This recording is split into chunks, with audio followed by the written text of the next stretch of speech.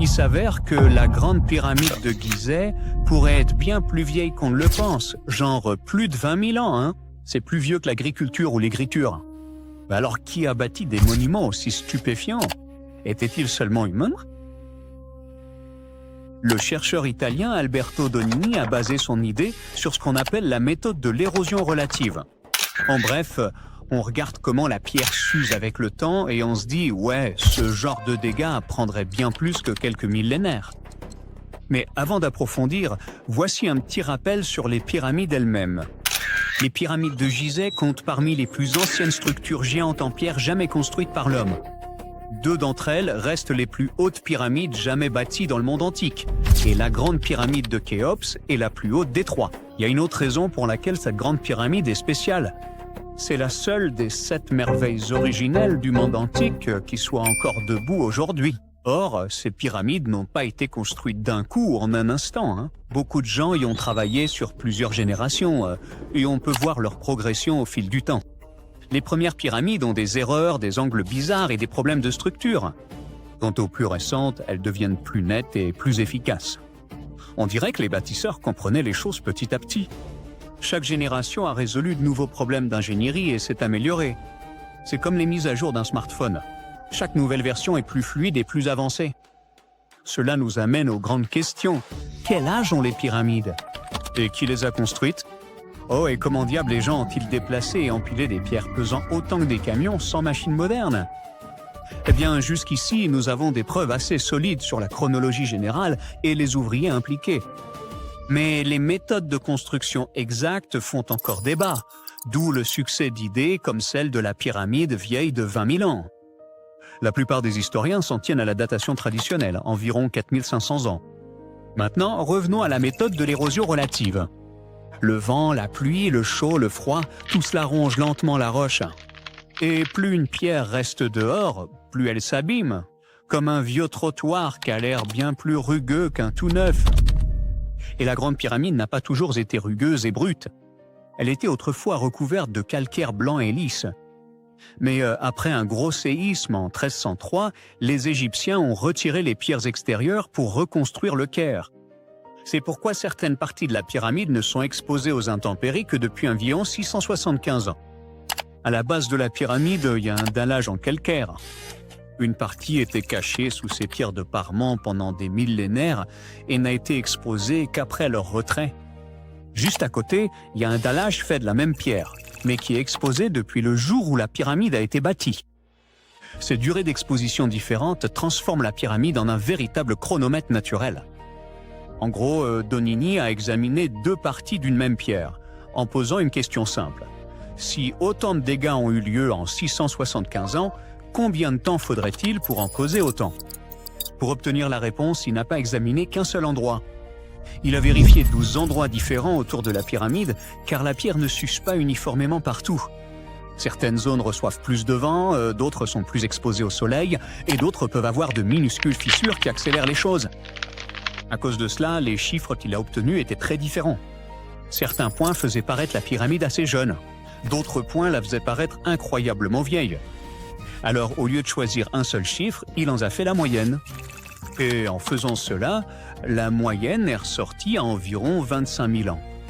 Si cette estimation est un tant soit peu proche, cela signifierait que la pyramide a été bâtie bien plus tôt qu'on ne le pense, vers 23 000 avant notre ère. Maintenant, Donini ne prétend pas que ce soit une date exacte, hein. Selon son analyse, il y a de fortes chances que la pyramide soit bien plus vieille que ce que l'on croit traditionnellement, mais ce n'est pas une garantie.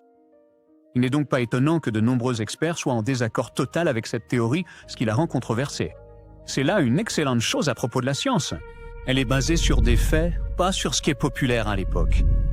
Mais jetons un coup d'œil à l'intérieur de ces mystérieuses pyramides antiques.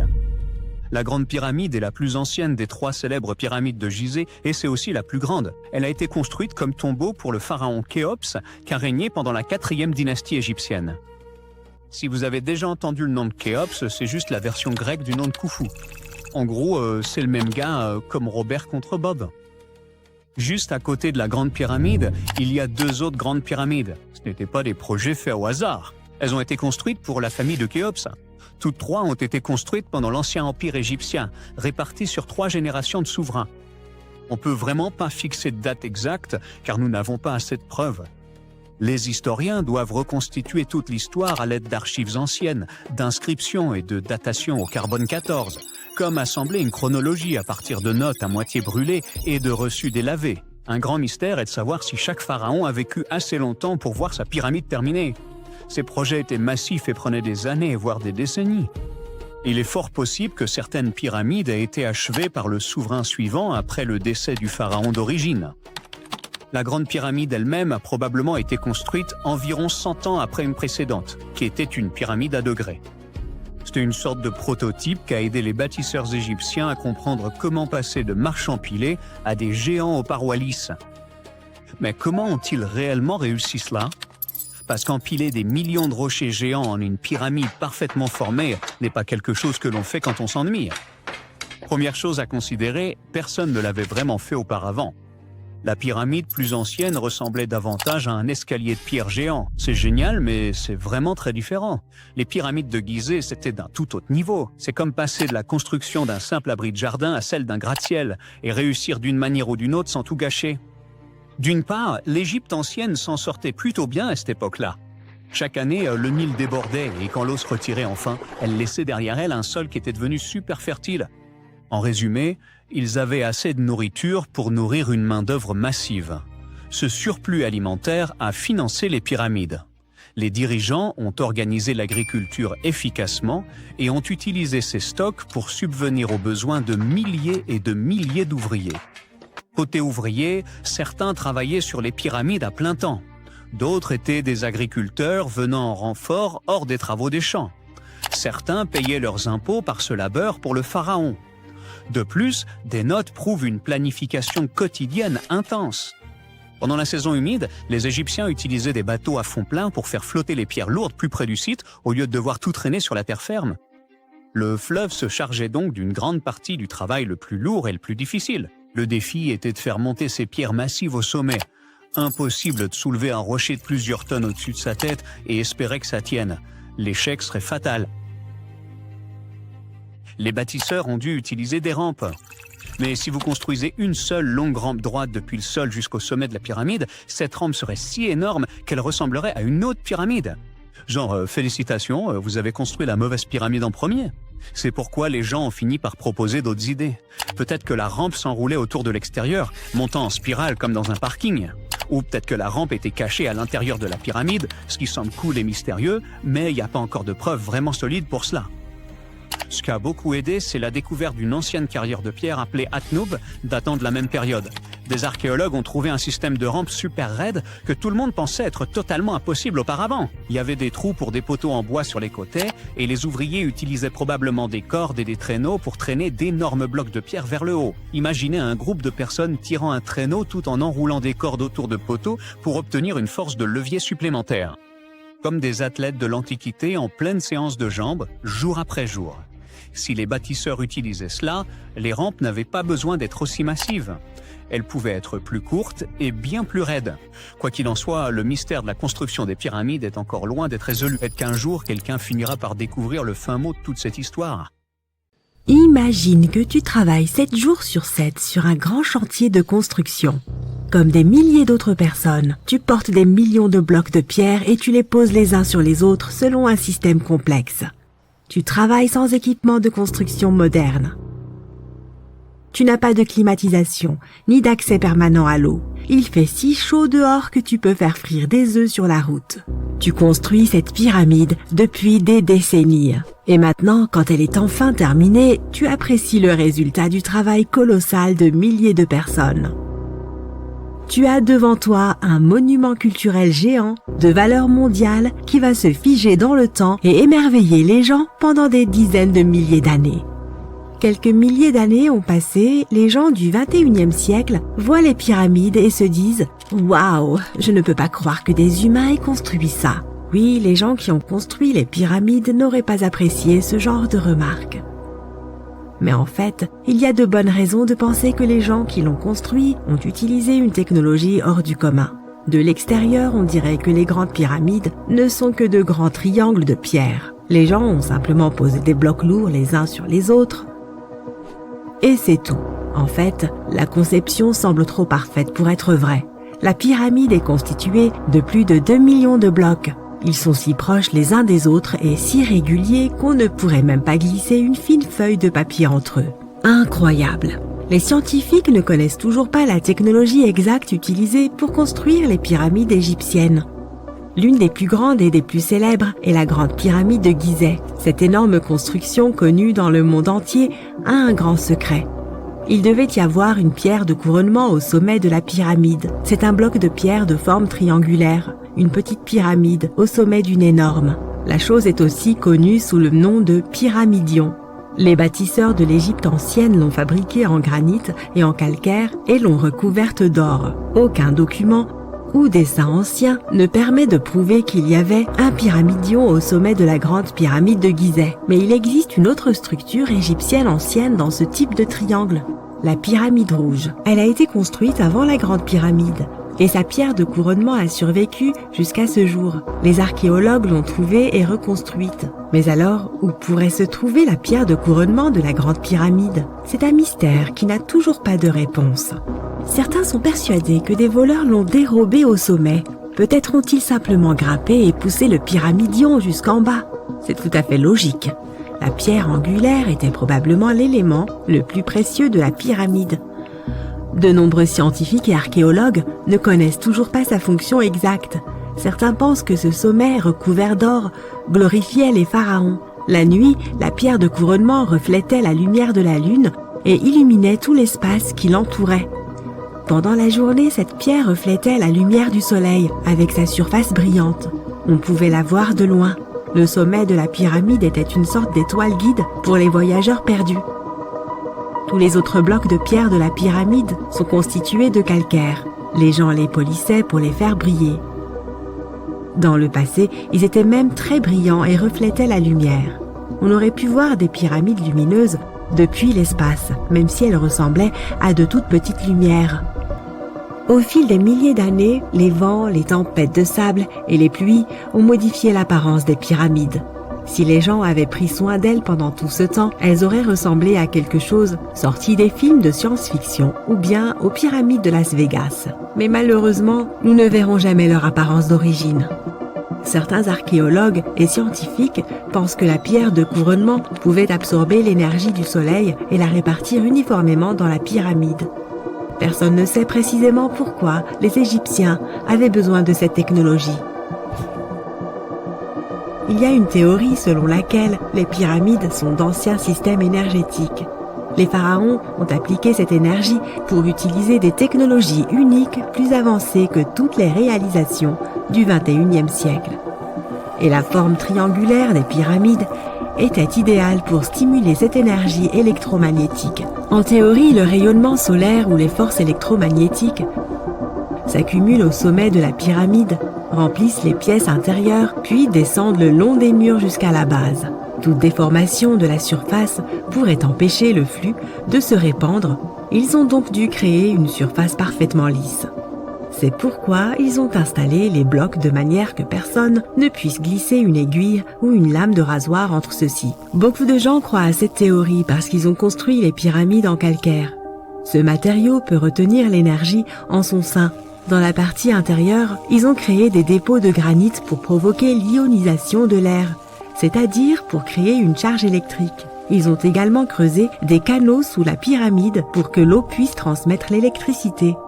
Et au sommet, ils ont placé une pierre de couronnement en or, le meilleur conducteur d'électricité. C'est ainsi que l'on obtient un grand générateur d'électricité. Différentes cultures ont utilisé des technologies similaires pour créer de l'électricité dans le monde entier. Mais ce ne sont que des théories. Si cela avait fonctionné, l'humanité aurait utilisé ces technologies aujourd'hui. On trouve des traces de l'industrie métallurgique, de la chimie, de l'ingénierie, de la physique, des mathématiques et de l'astronomie dans certains documents anciens. La plupart des scientifiques ne croient pas à toutes ces choses. Nous connaissons les étapes détaillées du développement de ces technologies dans différentes cultures. Au XXIe siècle, les scientifiques, les historiens et les anthropologues peuvent suivre l'évolution de tous les appareils modernes. Si les gens avaient créé certaines inventions technologiques dans les temps anciens, l'histoire du monde aurait été différente. Peut-être que toutes les réalisations de l'Antiquité auraient pu être effacées de la surface de la Terre par des cataclysmes mondiaux, et cela peut nous arriver à nous aussi. Imagine seulement comment les gens retrouveraient un ordinateur portable dans 5000 ans. Ils ne comprendraient peut-être pas de quel type d'appareil il s'agit. Une autre merveille égyptienne entourée de mystères est la statue du Sphinx. Les Égyptiens l'ont taillée dans une seule pièce gigantesque de calcaire, il y a environ 4500 ans. Mais les scientifiques ne savent toujours pas la date exacte de sa construction ni qui l'a construite. Les Égyptiens ont peint le Sphinx de différentes couleurs, de sorte que son aspect était beaucoup plus brillant et plus vif dans un passé lointain. Il brillait tout comme les grandes pyramides. Quoi qu'il en soit, le temps n'a pas seulement changé son apparence, mais aussi son nom. Au départ, les Égyptiens l'appelaient Ori-Mekhet. Les Grecs l'ont rebaptisé Sphinx quelques centaines d'années après sa construction. Il soulignait la grandeur des souverains d'Égypte. Il remplissait également la fonction symbolique d'un chien de garde qui surveillait la tombe du pharaon et les chemins qui menaient à celle-ci. Cette version semble réaliste, puisque les archéologues ont découvert de nombreuses entrées secrètes au pied du Sphinx. Peut-être que ces pièces et ces tunnels complexes mènent à des salles souterraines contenant des trésors. Et les trésors ne sont pas toujours de l'or ou des bijoux. Selon les légendes et les théories, le Sphinx garde la salle des archives où sont stockées toutes les connaissances de l'humanité. Les informations sur l'ancien état mythique de l'Atlantide pourraient se trouver ici. Tu peux trouver de nombreuses cartes détaillées des donjons internes du Sphinx sur Internet. Elles montrent des structures de 12 étages de profondeur sous la statue. On dirait une petite ville remplie d'or, de parchemins de savoir et de divers artefacts anciens. Mais on ne peut pas croire toutes ces cartes. Ce ne sont que des théories. Plusieurs milliers d'années se sont écoulées, mais les gens ont en réalité très peu d'informations sur ce sujet. Les archéologues savent qu'il y a encore beaucoup de choses étranges et passionnantes à propos du Sphinx qui n'ont pas encore été découvertes. Les gens du coin ont souvent peur de faire des recherches car ils croient qu'ils peuvent réveiller quelque chose de terrible, des profondeurs souterraines. Par conséquent, ce sont surtout des scientifiques d'autres pays qui mènent les fouilles. En 1998, des scientifiques ont découvert d'étranges tunnels qui menaient à des pièces vides sous le Sphinx. Ils ont constaté que des personnes avaient essayé de passer par ces tunnels dans le passé. Et il est possible que ces personnes aient emporté tous les trésors qui s'y trouvaient. Une des légendes dit qu'un puissant artefact se trouve sous le Sphinx. Son pouvoir pourrait changer le monde entier, mais les habitants le cachent car il pourrait nuire à la planète. Certains pensent que l'on peut trouver des preuves de technologie inconnue peintes sur les murs de granit des tombes des pharaons. Mais le plus probable est que ces peintures et ces signes nous racontent juste les mythes et les légendes de l'Égypte ancienne. Mais que se passe-t-il si les symboles et les dessins égyptiens sont des instructions détaillées pour utiliser les technologies anciennes? Et si les habitants qui vivaient à cette époque pensaient les gens dans le futur ne seront pas capables d'obtenir de l'énergie par eux-mêmes. Alors laissons-leur des instructions détaillées. Quoi qu'il en soit, il existe de nombreuses énigmes et théories. En réalité, la recherche de réponses est une entreprise dangereuse, car il n'est pas facile de pénétrer dans les salles souterraines. Les fouilles peuvent détruire la structure de l'ensemble du Sphinx. Toute personne qui se trouve dans les tunnels peut se perdre et ne jamais retrouver son chemin. En plus, cela coûte beaucoup d'argent. En fait, ce qui serait génial, c'est que des chercheurs puissent inventer un appareil qui pourrait scanner les zones souterraines et nous montrer des plans détaillés. Le désert du Sahara ressemble à un film de Mad Max. Chaleur torride, dunes infinies et un paysage dévasté en général. Un endroit où personne ne pourrait vivre, n'est-ce pas? Eh bien, oubliez tout ce que vous en savez. Car il y a 5000 ans, le Sahara était un paradis luxuriant de prairies, lacs et rivières. Et abritait une civilisation fantôme qui a disparu sans laisser de traces. Notre histoire commence dans les années 1930, lorsqu'un explorateur hongrois est tombé sur une grotte au milieu du Sahara. À l'intérieur, il a découvert quelque chose de bizarre. Des peintures rupestres anciennes représentant des personnes nageant dans un lac, entourées de girafes, d'hippopotames et de crocodiles. À l'époque, tout le monde a haussé les épaules, en considérant cela comme une représentation symbolique de l'au-delà. Car, franchement, qui pourrait imaginer un lac dans le Sahara? Avance rapide d'environ 70 ans plus tard, lorsqu'un groupe d'archéologues a fait une découverte qui a renversé la situation. Dans un abri sous roche en Libye, ils ont mis au jour 15 momies, ainsi que des paniers, des pots en céramique et d'autres objets du quotidien. Cela peut sembler des déchets préhistoriques pour la plupart des gens. Mais pour les archéologues, c'était comme découvrir une pièce à conviction clé. Ces personnes ne faisaient pas que passer par là. Elles vivaient ici. Vous voyez, ce n'était pas n'importe quelle momie, elles faisaient partie des plus anciens humains naturellement momifiés jamais découverts, datant de plus de 7000 ans. Ha ha ha, prends ça, Égypte. 2 d'entre elles avaient encore un ADN lisible. Préservé grâce à un rare processus de momification naturelle, presque un miracle compte tenu de la capacité du climat du Sahara à transformer tout en viande séchée. Les scientifiques ont eu du mal pendant un certain temps à comprendre d'où provenaient ces momies, car l'ADN mitochondrial qu'ils avaient récupéré n'était pas du tout utile. Mais grâce au progrès scientifique, ils ont finalement réussi à effectuer une analyse génomique complète qui a révélé d'étranges secrets. Ces personnes appartenaient à une lignée humaine qui était complètement inconnue, et elles ont vécu isolées du reste de l'humanité pendant des milliers d'années.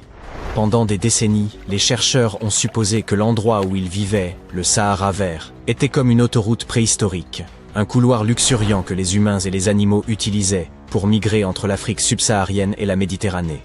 Mais les momies ont démoli cette théorie comme un hippopotame assis sur un château de sable.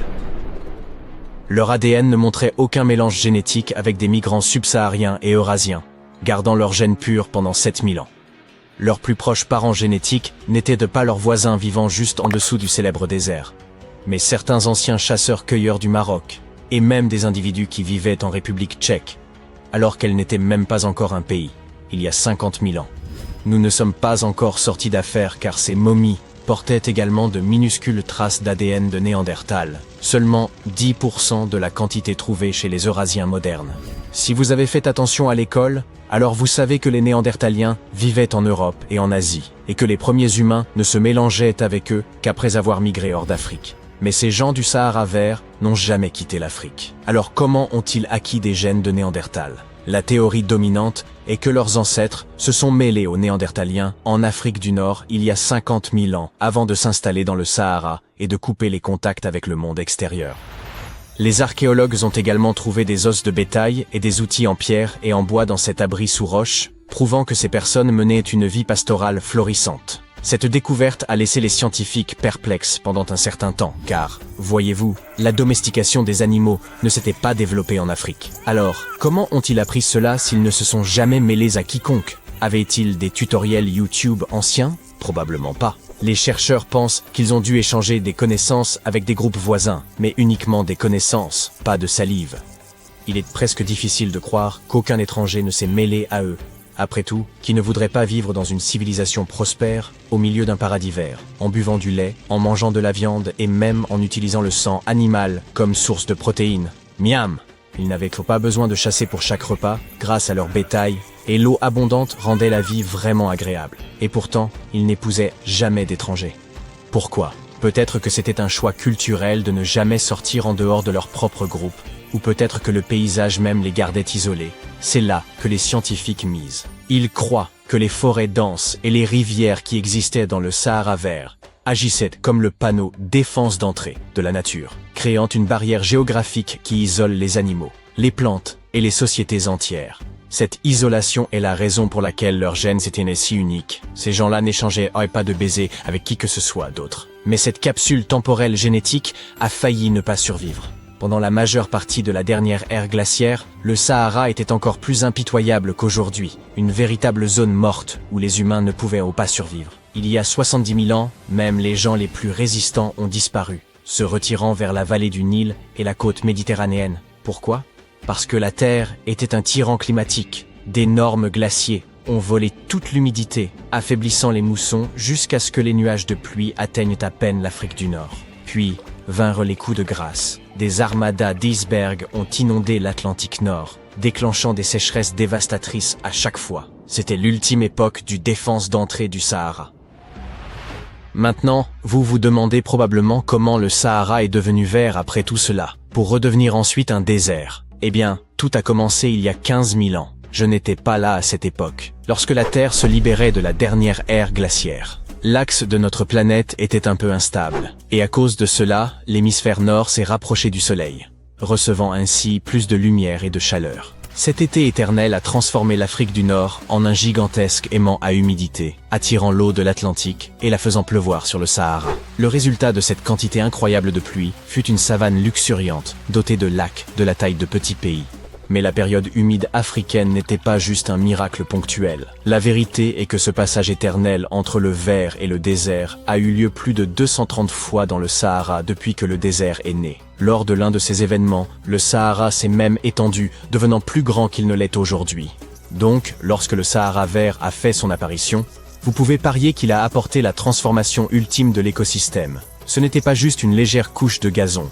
On parle d'une véritable métamorphose. La transformation était si complète qu'elle a même remodelé les populations animales. Les guépards ont soudainement eu du mal avec les nouvelles dynamiques de proie, tandis que les rongeurs, comme la souris multimammaire, prospéraient dans les prairies devenues soudainement abondantes. C'était comme un Tom et Jerry inversé.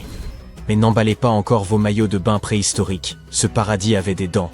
Le Sahara était un labyrinthe écologique de rivières infestées de crocodiles, de moustiques porteurs de la malaria, et de grands félins tapis dans les hautes herbes. Le traverser aurait été comme jouer à une version réelle de Hippoglouton. C'est probablement pourquoi davantage de groupes ne se sont pas installés de manière permanente. Le climat du Sahara a basculé entre des périodes humides et sèches tous les 20 000 ans. Difficile d'appeler cela un code postal stable. Pour la plupart des anciens peuples, il était plus judicieux de considérer le Sahara vert comme un buffet à volonté, prendre les ressources et partir avant que le désert ne revienne.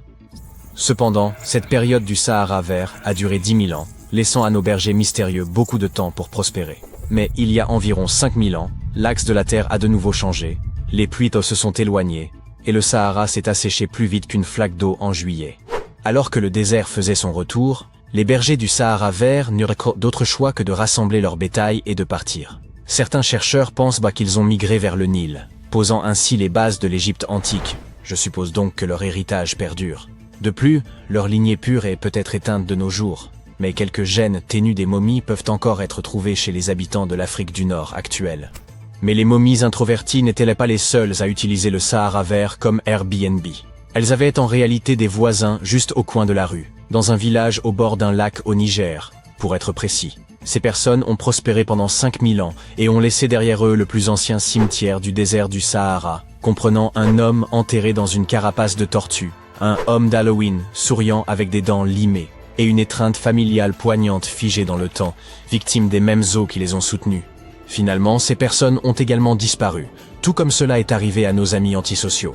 Cela prouve que ce désert déjoue tout le monde avec un paysage qui offre le paradis d'une main et le retire de l'autre. Voici Ouloumalé, également connue sous le nom de Cité de l'Espoir. Ce surnom est tout à fait logique puisque cette île artificielle fait partie du grand plan des Maldives pour éviter d'être complètement submergée dans un avenir proche. Ouloumalé a été créé par un dépôt de sable provenant du fond marin sur une plateforme corallienne immergée. Et ça a marché.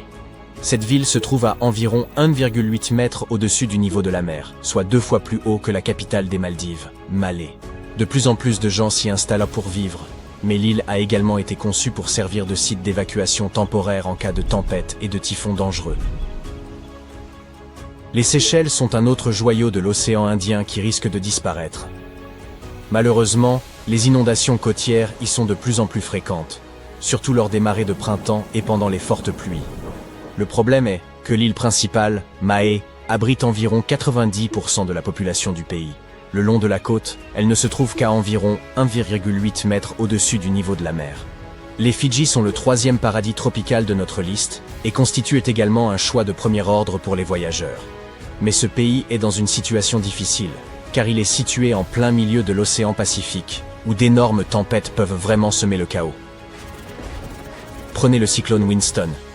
Il a frappé les Fidji en 2016 et leur a coûté plus d'1 milliard de dollars de dégâts. Pour se protéger, les habitants plantent des mangroves le long des côtes et préservent celles qui existent déjà. Leurs arbres sont formidables car ils permettent de réduire la vitesse du vent en cas de cyclone et de lutter contre l'érosion en retenant les sédiments. L'Égypte pourrait également être en difficulté. Ce n'est pas comme si tout le pays allait être submergé et que seul dépasserait la pointe des pyramides dans quelques années. Mais les choses pourraient vraiment changer pour eux, car les villes côtières sont confrontées à un risque sérieux. Prenez Alexandrie par exemple. 45% de sa population vit déjà sous le niveau de la mer.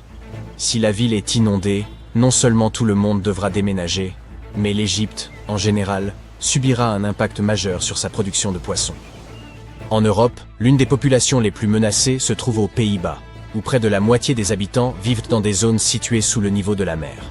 À l'avenir, envisager une scène romantique avec des tulipes et votre petit ami pourrait devenir une mission impossible.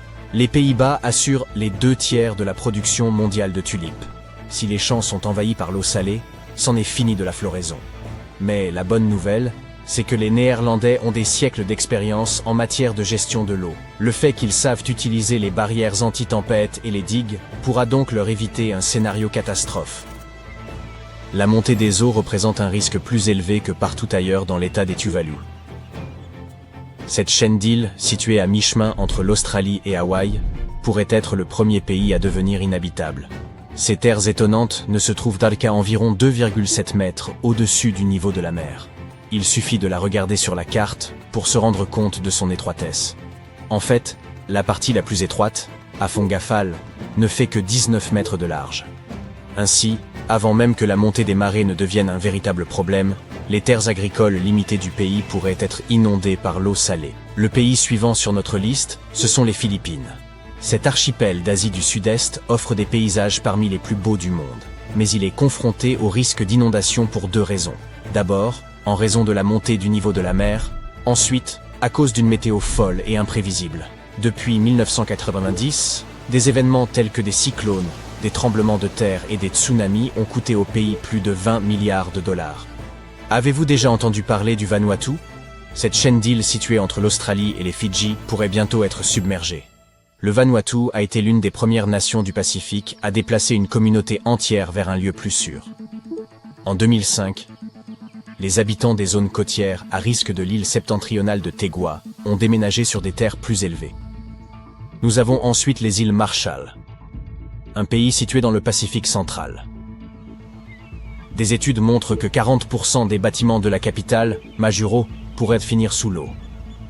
Mais ce pays n'a pas l'intention de jeter l'éponge tout de suite. Il a élaboré un plan d'action. Ses habitants ont renforcé les infrastructures de leur aéroport de faible altitude, déplacé des bâtiments clés sur des terrains plus élevés et érigé des digues sur les îles rurales. En direction du sud, nous avons Nauru.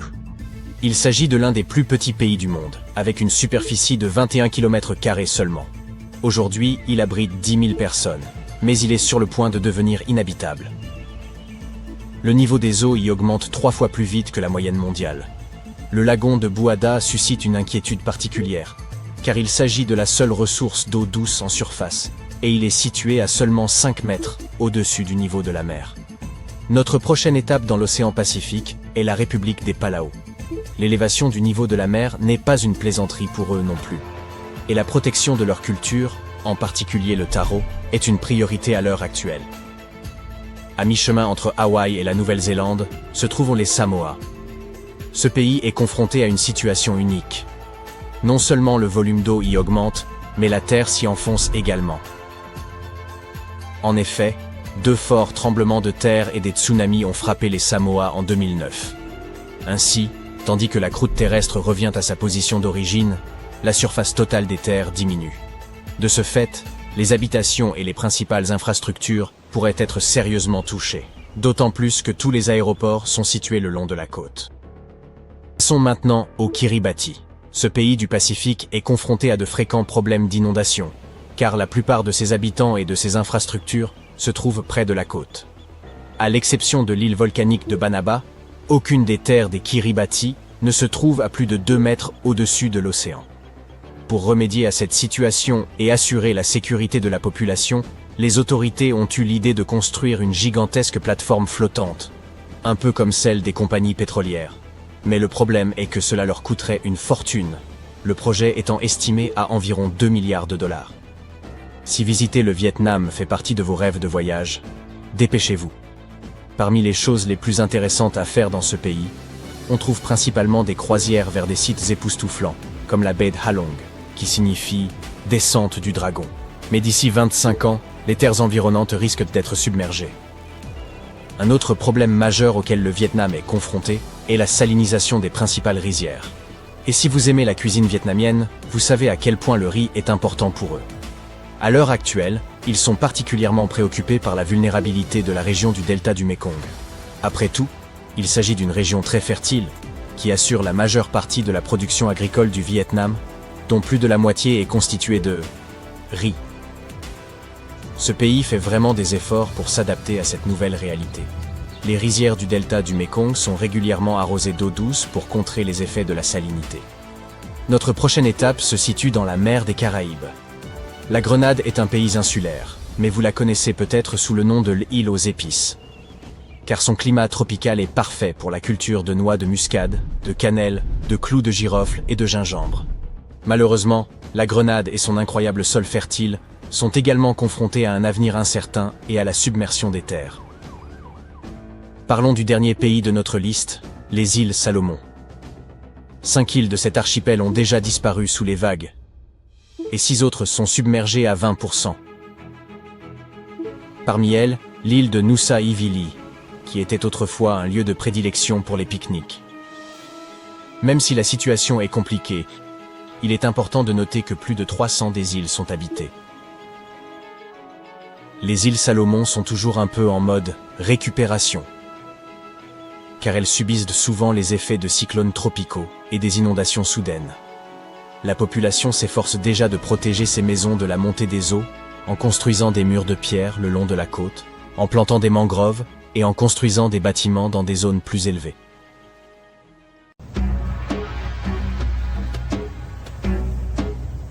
Ce n'est pas le décor de dunes, mais une véritable cité désertique située au Niger. Djado a sans doute été édifié par le peuple nomade des Sao et regorge de Ksar, des maisons fortifiées de fêtes de sel et d'argile, dotées de murs imposants et de passages secrets. Perchée au cœur du désert, elle constituait autrefois une étape essentielle pour les caravanes transsahariennes, mais elle essaie désormais un repère pour les contrebandiers et les bandits. L'accès y est interdit depuis 2002 en raison de sa dangerosité. Et l'origine des Ksar demeure nimbée de mystères. Aucune étude archéologique n'a été menée, laissant de nombreuses questions sans réponse. Même aujourd'hui, les sables changeants révèlent et dissimulent des parties de ces anciennes ruines, alimentant les spéculations sur ce qui pourrait encore être caché sous le désert. En parlant de structures enfouies, les chercheurs ont été stupéfaits par la découverte de tubes de lave en Arabie Saoudite. Ces passages souterrains se forment lorsque la lave en fusion refroidit. Les chercheurs pensent que d'anciens nomades ont pu utiliser ces tunnels pour survivre aux conditions désertiques extrêmes. Lors de leur excavation, les archéologues ont mis au jour des artefacts, des peintures rupestres et des restes squelettiques. L'art et les ossements d'animaux suggèrent que les personnes ayant utilisé ces tunnels étaient probablement des bergers. On tente encore de déterminer si ces groupes y résidaient sur de longues périodes, ou si les tunnels ne servaient que de refuge temporaire. La pyramide de Khéops se dresse depuis des millénaires, mais elle continue de receler des secrets. Grâce à une technologie de balayage avancée, les scientifiques ont découvert 2 structures cachées sous un ancien site funéraire. La première forme une structure peu profonde en elle, tandis qu'en dessous se trouve un espace bien plus vaste, qui pourrait être un lieu de sépulture ou une chambre. La structure plus petite a été délibérément remplie de sable, tandis que la plus profonde pourrait être une chambre vide. On estime que les 2 sont reliés, peut-être par un passage menant à une chambre secrète. Cette découverte est d'importance capitale, car elle pourrait nous offrir de nouvelles perspectives sur les bâtisseurs des pyramides et leurs motivations. Le monde est riche en écrits anciens, mais certains messages demeurent impénétrables, à l'instar du mystère de la tablette de Bachplémy. Cette pierre énigmatique, extraite d'un lac en Géorgie, est recouverte de symboles que personne n'arrive à déchiffrer. Malgré les progrès technologiques, les experts restent totalement déconcertés. Cette tablette, de la taille d'un livre, comporte 60 symboles gravés avec soin sur sa surface. Mais 39 d'entre eux ne correspondent à aucune langue connue. Certains de ces symboles ressemblent à ceux des civilisations anciennes du Moyen-Orient, de l'Inde et de l'Égypte, mais aucun n'est parfaitement identique. Pour compliquer davantage les choses, une partie de la tablette est brisée, laissant un fragment irrémédiablement perdu. Pour exclure toute supercherie, les scientifiques ont minutieusement examiné la tablette. Ils ont confirmé qu'elle était constituée de basalte vacuolaire, une roche locale d'une grande dureté. Quiconque a sculpté ces symboles devait posséder une grande expertise. Sur la base de découvertes archéologiques similaires, les spécialistes estiment que la tablette pourrait dater de la fin de l'âge du bronze ou du début de l'âge du fer. Certains symboles se répètent, ce qui pourrait indiquer qu'ils représentent des chiffres. Il se pourrait qu'il s'agisse d'un inventaire, d'un registre de bataille ou même d'une offrande aux dieux. Tant que le code n'aura pas été décrypté, la tablette de Bach-Plémy restera un mystère insondable des profondeurs de l'histoire. Les experts sont toujours déconcertés par la signification de ce disque minoen. Le disque de Phaistos est l'une des découvertes les plus mystérieuses de la civilisation minoenne. Cet objet en argile de 15 cm, découvert en 1908, comporte des marques en spirale étranges que personne n'a encore complètement décodées. Le disque comporte 240 et un symbole des deux côtés, représentant tout, des humains et des animaux aux outils et aux plantes. On a proposé de nombreuses théories sur la signification de ces symboles.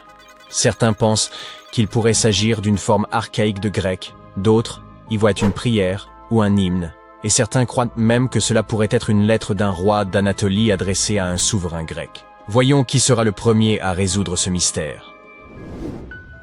C'est toujours une journée palpitante pour un archéologue lorsqu'il découvre quelque chose d'aussi impressionnant qu'une tête en marbre vieille de 2000 ans. Une mission archéologique française a entrepris des fouilles dans une vieille maison médiévale proche d'Alexandrie, en Égypte, et a mis au jour la tête d'une statue représentant un vieil homme, probablement malade. Cette statue date de la dernière dynastie égyptienne avant l'annexion de l'Égypte par l'Empire romain, et le site de sa découverte est lié à des figures historiques comme Cléopâtre et Marc-Antoine. Pour les archéologues, même les plus petites trouvailles sur ce site revêtent une grande importance. Vous avez sûrement entendu parler de Lucie, l'Australopithèque, un ancêtre précoce des humains? Eh bien, des scientifiques ont retrouvé des empreintes de son espèce quelque part en Tanzanie. Les empreintes de l'Étolie, comme on les appelle, ont plus de 3 millions d'années. La piste s'étire sur 27 mètres et comprend environ 70 empreintes, laissées par un groupe d'humains primitifs ayant traversé des cendres volcaniques humides. Ce qui est fascinant, c'est que ces premiers humains marchaient déjà sur 2 pieds, comme nous, sans être courbés comme des singes. L'espacement rapproché des empreintes montre qu'ils avaient probablement des jambes et une foulée plus courte que la nôtre aujourd'hui. Dans un ancien temple égyptien, des archéologues ont découvert un sanctuaire d'apparence banale. Un lieu dédié aux faucons et à 2 divinités. L'une d'elles avait une tête de faucon, tandis que l'autre portait une couronne ornée d'un disque solaire et des cornes de vache. Mais la découverte la plus intrigante était une inscription qui disait « Il est inapproprié de faire bouillir une tête ici ». Au centre du sanctuaire, 15 faucons sans tête étaient soigneusement disposés sur un piédestal, probablement en offrande à la divinité analogue. Une théorie avance que les oiseaux ont d'abord été bouillis, peut-être pour retirer leurs plumes, avant d'être placés dans le sanctuaire, conformément à la règle étrange gravée dans la pierre. Les archéologues ont également retrouvé à proximité un harpon en fer de 33 cm. Sa fonction exacte reste inconnue, bien que le sanctuaire contienne également des restes de poissons, de mammifères et d'œufs d'oiseaux, ce qui suggère que les rituels incluaient peut-être des festins. Et parlant de l'Égypte antique, voici Hathor. Les scientifiques l'ont nommé d'après la déesse égyptienne de la maternité, de la musique et du chant. Cette statue en bois, exposée au Metropolitan Museum of Art de New York, était vue comme un simple objet décoratif jusqu'à ce qu'un secret surprenant soit révélé. En utilisant une machine à rayons X, les experts ont découvert un mécanisme à l'intérieur, avec des poulies et des axes reliant son épaule à sa jambe gauche. Lorsqu'il est activé, le système permet à sa main de monter et de descendre. Une véritable prouesse d'ingénierie vieille de plus de 3000 ans. Cette statue a été façonnée durant le Moyen Empire égyptien, vers 1800 avant notre ère, et est souvent comparée aux automates du 19e siècle, en raison de sa conception avancée. Il est probable que la statue ait été utilisée lors de cérémonies religieuses, symbolisant le rôle d'Hathor dans les arts. Les traits d'Hathor sont finement peints et accentués de feuilles d'or, ce qui laisse à penser que les Égyptiens possédaient une compréhension précoce de l'automatisation et de l'ingénierie mécanique. La fonction de la statue pourrait être liée à des rituels dans les temples où la musique et la danse occupèrent une place centrale dans les cultes. Une découverte inattendue a eu lieu dans le nord du Koweït, où une équipe polono-koweïtienne a déterré une statue mystérieuse vieille de 7500 ans. Cette statue présente un crâne allongé, sans bouche, des yeux étroits et un nez aplati. Elle est qualifiée de figurine ophidienne, nommée d'après le grec pour serpent, et elle aurait été fabriquée par la culture obéide, une civilisation réputée pour son savoir-faire en poterie. Bien que le rôle exact de cette étrange statue reste inconnu, il est possible qu'elle ait été liée à des rituels ou à des pratiques symboliques. Certains scientifiques estiment que ces figurines, retrouvées dans des maisons ou des lieux de sépulture, étaient associées à des croyances culturelles importantes. Comme nous ne pouvions pas aborder les mystères irrésolus de ce monde sans mentionner ces crânes allongés. Dans le désert péruvien, des chercheurs ont mis au jour 5 squelettes anciens, dont 2 présentaient des crânes allongés de façon artificielle. Bien que la déformation crânienne ait été courante dans diverses cultures, ces crânes échappent à toute explication. Les légendes locales évoquent les gentils, une mystérieuse race bannie sous terre par les dieux. Certains affirment que ces crânes représenteraient cette race. La cité perdue de l'Atlantide a peut-être enfin été retrouvée. 2 chercheurs travaillaient au large des côtes de Cuba lorsqu'ils ont découvert les ruines de ce qui ressemblait à une ancienne ville submergée. Cela s'est passé il y a environ 20 ans, et pourtant, personne n'en parle plus aujourd'hui. C'est comme si les autorités avaient pris cette information, l'avaient enfermée dans un sous-sol top secret, et avaient décidé que personne n'en saurait jamais davantage. Mais pourquoi? Eh bien, je vais vous le raconter. En 2001, Paulina Zelitsky, une ingénieure maritime, et son mari, Paul Weinzweig, ont été engagés pour explorer les eaux situées au large de la côte occidentale de Cuba. Ils avaient 2 objectifs principaux. Rechercher de vieilles épaves de navires pouvant éventuellement dissimuler des trésors comme de l'or et des bijoux, et localiser des gisements précieux de pétrole et de gaz naturel sous les profondeurs de la mer. Ils utilisaient un sonar. En gros, il s'agit d'un radar qui fonctionne avec le son. Il envoie des ondes sonores sous l'eau, et lorsque ces ondes touchent quelque chose, comme un navire coulé, elles rebondissent. Ce dispositif peut déterminer où se trouve l'objet et à quelle distance, simplement en se basant sur l'écho. Ainsi, le couple explorait le fond marin avec cet instrument, à plus de 600-150 mètres sous la surface. Et puis, soudainement, ils sont tombés sur quelque chose de bien plus intéressant que de l'or ou du pétrole. Ils ont trouvé des pierres. Pas n'importe quelle pierre. Je parle de pierres énormes, parfaitement arrangées, un peu comme une version miniature de la pyramide de Chichen Itza, ou encore mieux, comme un ensemble de petites pyramides mayas submergées.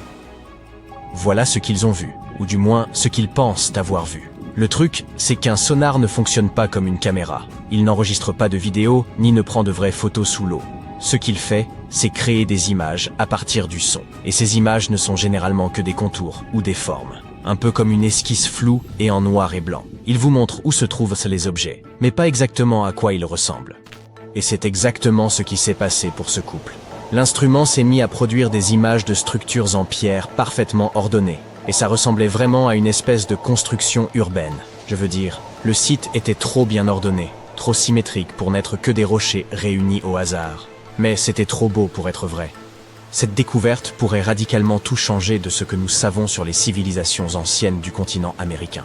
Du coup, les scientifiques se sont dit qu'ils ne seraient pas responsables d'annoncer quoi que ce soit, sans trouver d'abord plus de preuves. Et c'est pourquoi ils ont décidé de retourner sur les lieux de la découverte. Cette fois, ils ont envoyé un véhicule sous-marin télécommandé pour réellement voir ce qui se trouvait sous la mer. Vous voyez? Ce robot était essentiellement un caméraman sous-marin. Et le robot a confirmé la découverte. Il y avait bien quelque chose d'étrange là-dessous. Le site ressemblait à une ancienne cité faite d'énormes blocs de granit lisse. Ces pierres mesuraient environ 2,5 mètres sur 3.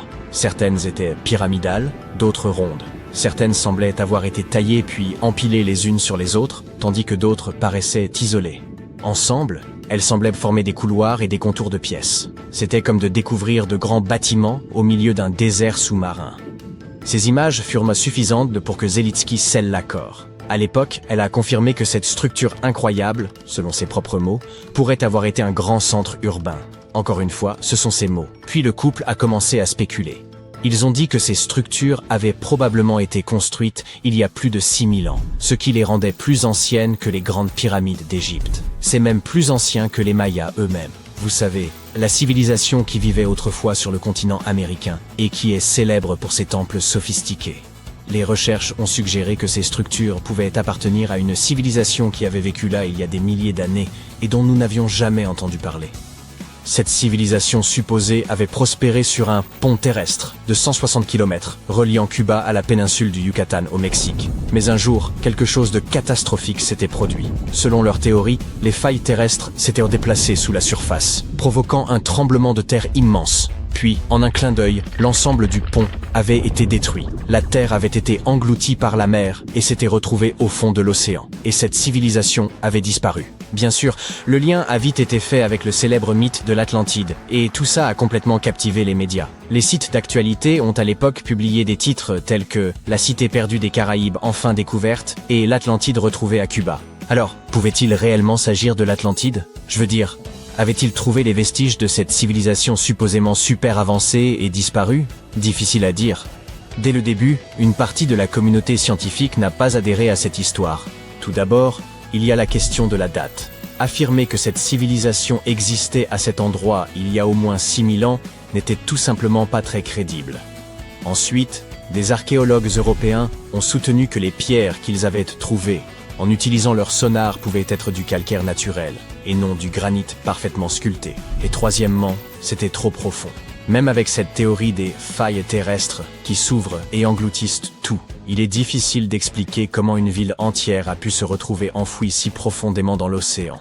Prenez par exemple Héracléon, en Égypte, une véritable ville portuaire antique submergée. Aujourd'hui, elle se trouve à seulement 6 mètres sous l'eau. Mais cette prétendue Atlantide est située à des profondeurs comprises entre 610 et 750 mètres. Vous voyez à quel point c'est différent, n'est-ce pas? Les scientifiques pensent qu'il aurait fallu environ 50 000 ans pour que de telles structures en pierre s'enfoncent jusqu'à une telle profondeur. Et, selon les experts, aucune civilisation connue datant de cette époque n'avait la capacité de construire de telles structures. Mais pour Zelitsky, oui, c'était possible. Elle croyait toujours à la théorie des failles pour expliquer comment ce site s'était retrouvé au fond de l'océan si rapidement. Les grands mouvements de plaques tectoniques de la Terre sont généralement suivis par des phénomènes tels que des éruptions volcaniques et des tremblements de terre. Donc, selon elle, un événement puissant était survenu, et l'affaissement de l'île se serait produit très rapidement. Cette théorie du tremblement de terre pourrait également expliquer pourquoi certains des mégalithes présents au fond de la mer semblent ordonnés, tandis que d'autres ne le sont pas.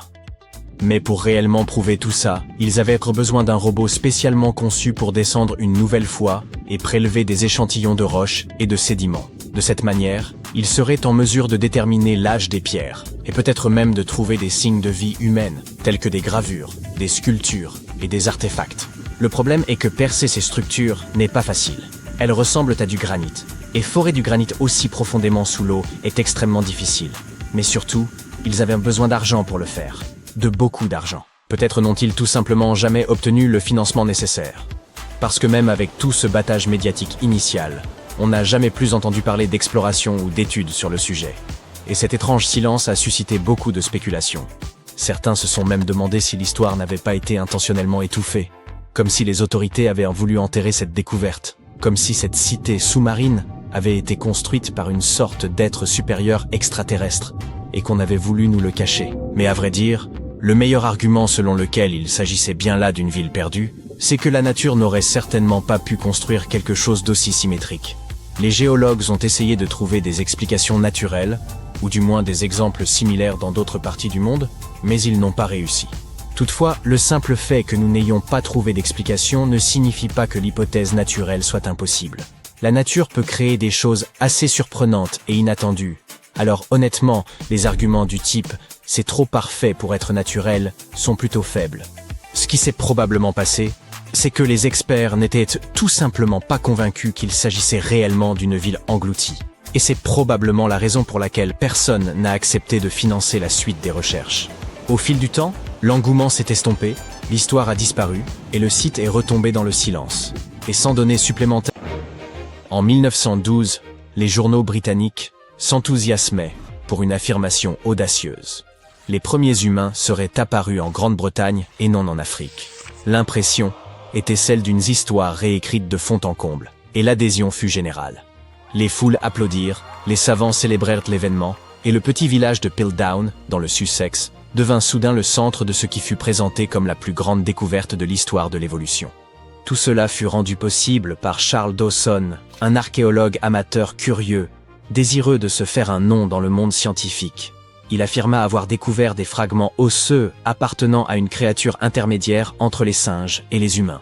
Dawson s'associa à Arthur Smith Woodward, géologue respecté du Musée d'histoire naturelle de Londres, et ensemble ils assemblèrent des morceaux de crâne, des dents et même des outils primitifs. Leur découverte, baptisée l'Homme de Piltdown, fut présentée à la Société géologique et crue pendant des décennies. Les manuels scolaires réorganisèrent même l'évolution humaine autour de ce fossile, appris comme une vérité absolue par des générations entières. Mais un retournement survint. En 1949, de nouvelles techniques permettant de dater précisément les objets révélèrent des incohérences. Les analyses montrèrent que le crâne n'avait qu'environ 50 000 ans, et non plusieurs centaines de milliers. Plus surprenant encore, le crâne et la mâchoire n'appartenaient pas à la même espèce. Un crâne humain avait été combiné avec la mâchoire d'un singe, probablement un orang-outan. Les dents avaient été limées pour paraître plus humaines, et les os teintés afin de correspondre au gravier environnant. Ce fossile artificiel parvint à tromper le monde entier en lui faisant croire à la découverte d'une pièce manquante de l'histoire humaine. Dawson entra ainsi dans l'histoire scientifique, mais sans doute pas comme il l'avait espéré. Et il n'était pas un cas isolé. Certains agissaient par appât du gain, d'autres par soif de renommée. À la fin du XIXe siècle, à Paris, les musées accumulaient les trésors antiques comme s'il s'agissait de cartes Panini. Lorsqu'une somptueuse tiare en or, prétendument attribuée à un roi scythe nommé Saïta Farnès, apparut sur le marché, le Louvre estima devoir l'acquérir. Elle était spectaculaire, richement ornée, majestueuse, digne d'un souverain. Le musée versa une somme considérable et l'exposa fièrement comme un chef-d'œuvre de l'art ancien. Puis survint la désillusion. Quelques années plus tard, un orfèvre entreprenant d'Odessa, Israël Rouchomovski, lut un article sur la prestigieuse découverte du Louvre et éclata de rire. Il reconnut la tiare qu'il avait façonnée de ses propres mains. Il s'agissait d'une œuvre moderne, réalisée sur commande pour des marchands locaux, lesquels ne lui avaient jamais révélé leur intention de la faire passer pour un trésor ancien. Le Louvre fut humilié. Une fois encore, le monde entier avait cru à un mensonge séduisant. Quant à l'orfèvre qui avait ridiculisé le musée, il gagna une notoriété durable dans le milieu artistique. La tiare détient encore aujourd'hui le record Guinness de la plus grande fraude en orfèvrerie de l'histoire. Une autre supercherie scientifique soigneusement orchestrée nous ramène dans la paisible ville de Cardiff, dans l'État de New York, quelques décennies avant l'affaire du Louvre. En 1869, des ouvriers creusant un puits heurtèrent un objet dur et massif. Ils mirent au jour ce qui semblait être un homme pétrifié de 3 mètres de haut, étendu dans le sol. Les foules affluèrent de régions éloignées pour l'observer. Des prédicateurs y virent la preuve des géants bibliques évoqués dans la Genèse. Les savants débattirent, hésitant entre fossilisation et intervention divine. En quelques jours, le géant de Cardiff devint une véritable attraction. Les visiteurs payaient cher pour le voir, 50 cents l'entrée, une somme importante à l'époque. On découvrit plus tard qu'un certain George Hull avait sculpté ce géant dans du gypse à la suite d'une dispute avec un révérend méthodiste. Hull voulait démontrer à quel point il était facile de duper les foules, en particulier les croyants, contrairement à lui. Il enterra donc le faux géant, et l'expérience réussit au-delà de ses attentes. Même après la révélation de la fraude par des experts, le public continua d'affluer par désir d'y croire. Au fil du temps, le géant changea plusieurs fois de propriétaire. Il est aujourd'hui exposé au musée Fenimore Farm and Country Village, à Cooperstown dans l'État de New York. En parlant de musée, vous avez peut-être déjà aperçu ces crânes de cristal qui scintillent sous la lumière, présentés comme des objets sacrés issus de temples mésoaméricains. Oui, ceux popularisés par un film d'Indiana Jones, associés à des pouvoirs aztèques anciens ou même à une énergie extraterrestre. Pendant longtemps, les musées les exposèrent avec fierté, jusqu'à ce que des chercheurs du British Museum et du Smithsonian entreprennent de les examiner de près. Leurs conclusions mirent fin au mythe. Ils établirent que ces crânes avaient été façonnés à l'aide d'outils rotatifs modernes et d'abrasifs inconnus des anciens sculpteurs. Autrement dit, Ils furent fabriqués au 19e ou 20e siècle à l'aide de machines contemporaines et réussirent à tromper le monde entier. Il ne s'agissait ni de messages divins, ni de vestiges de civilisation venus de l'espace, mais simplement de presse-papier luxueux qui persuadèrent bien des gens de l'existence de prétendus pouvoirs anciens.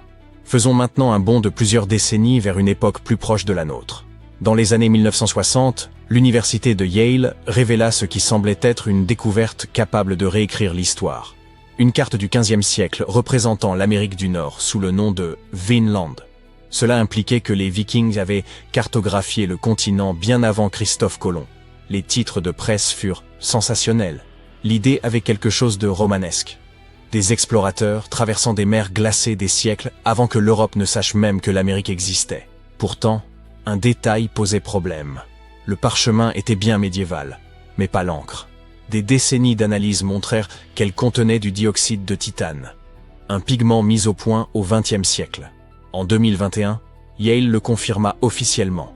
La carte de Vinland était une contrefaçon moderne, tracée sur un parchemin ancien pour paraître authentique.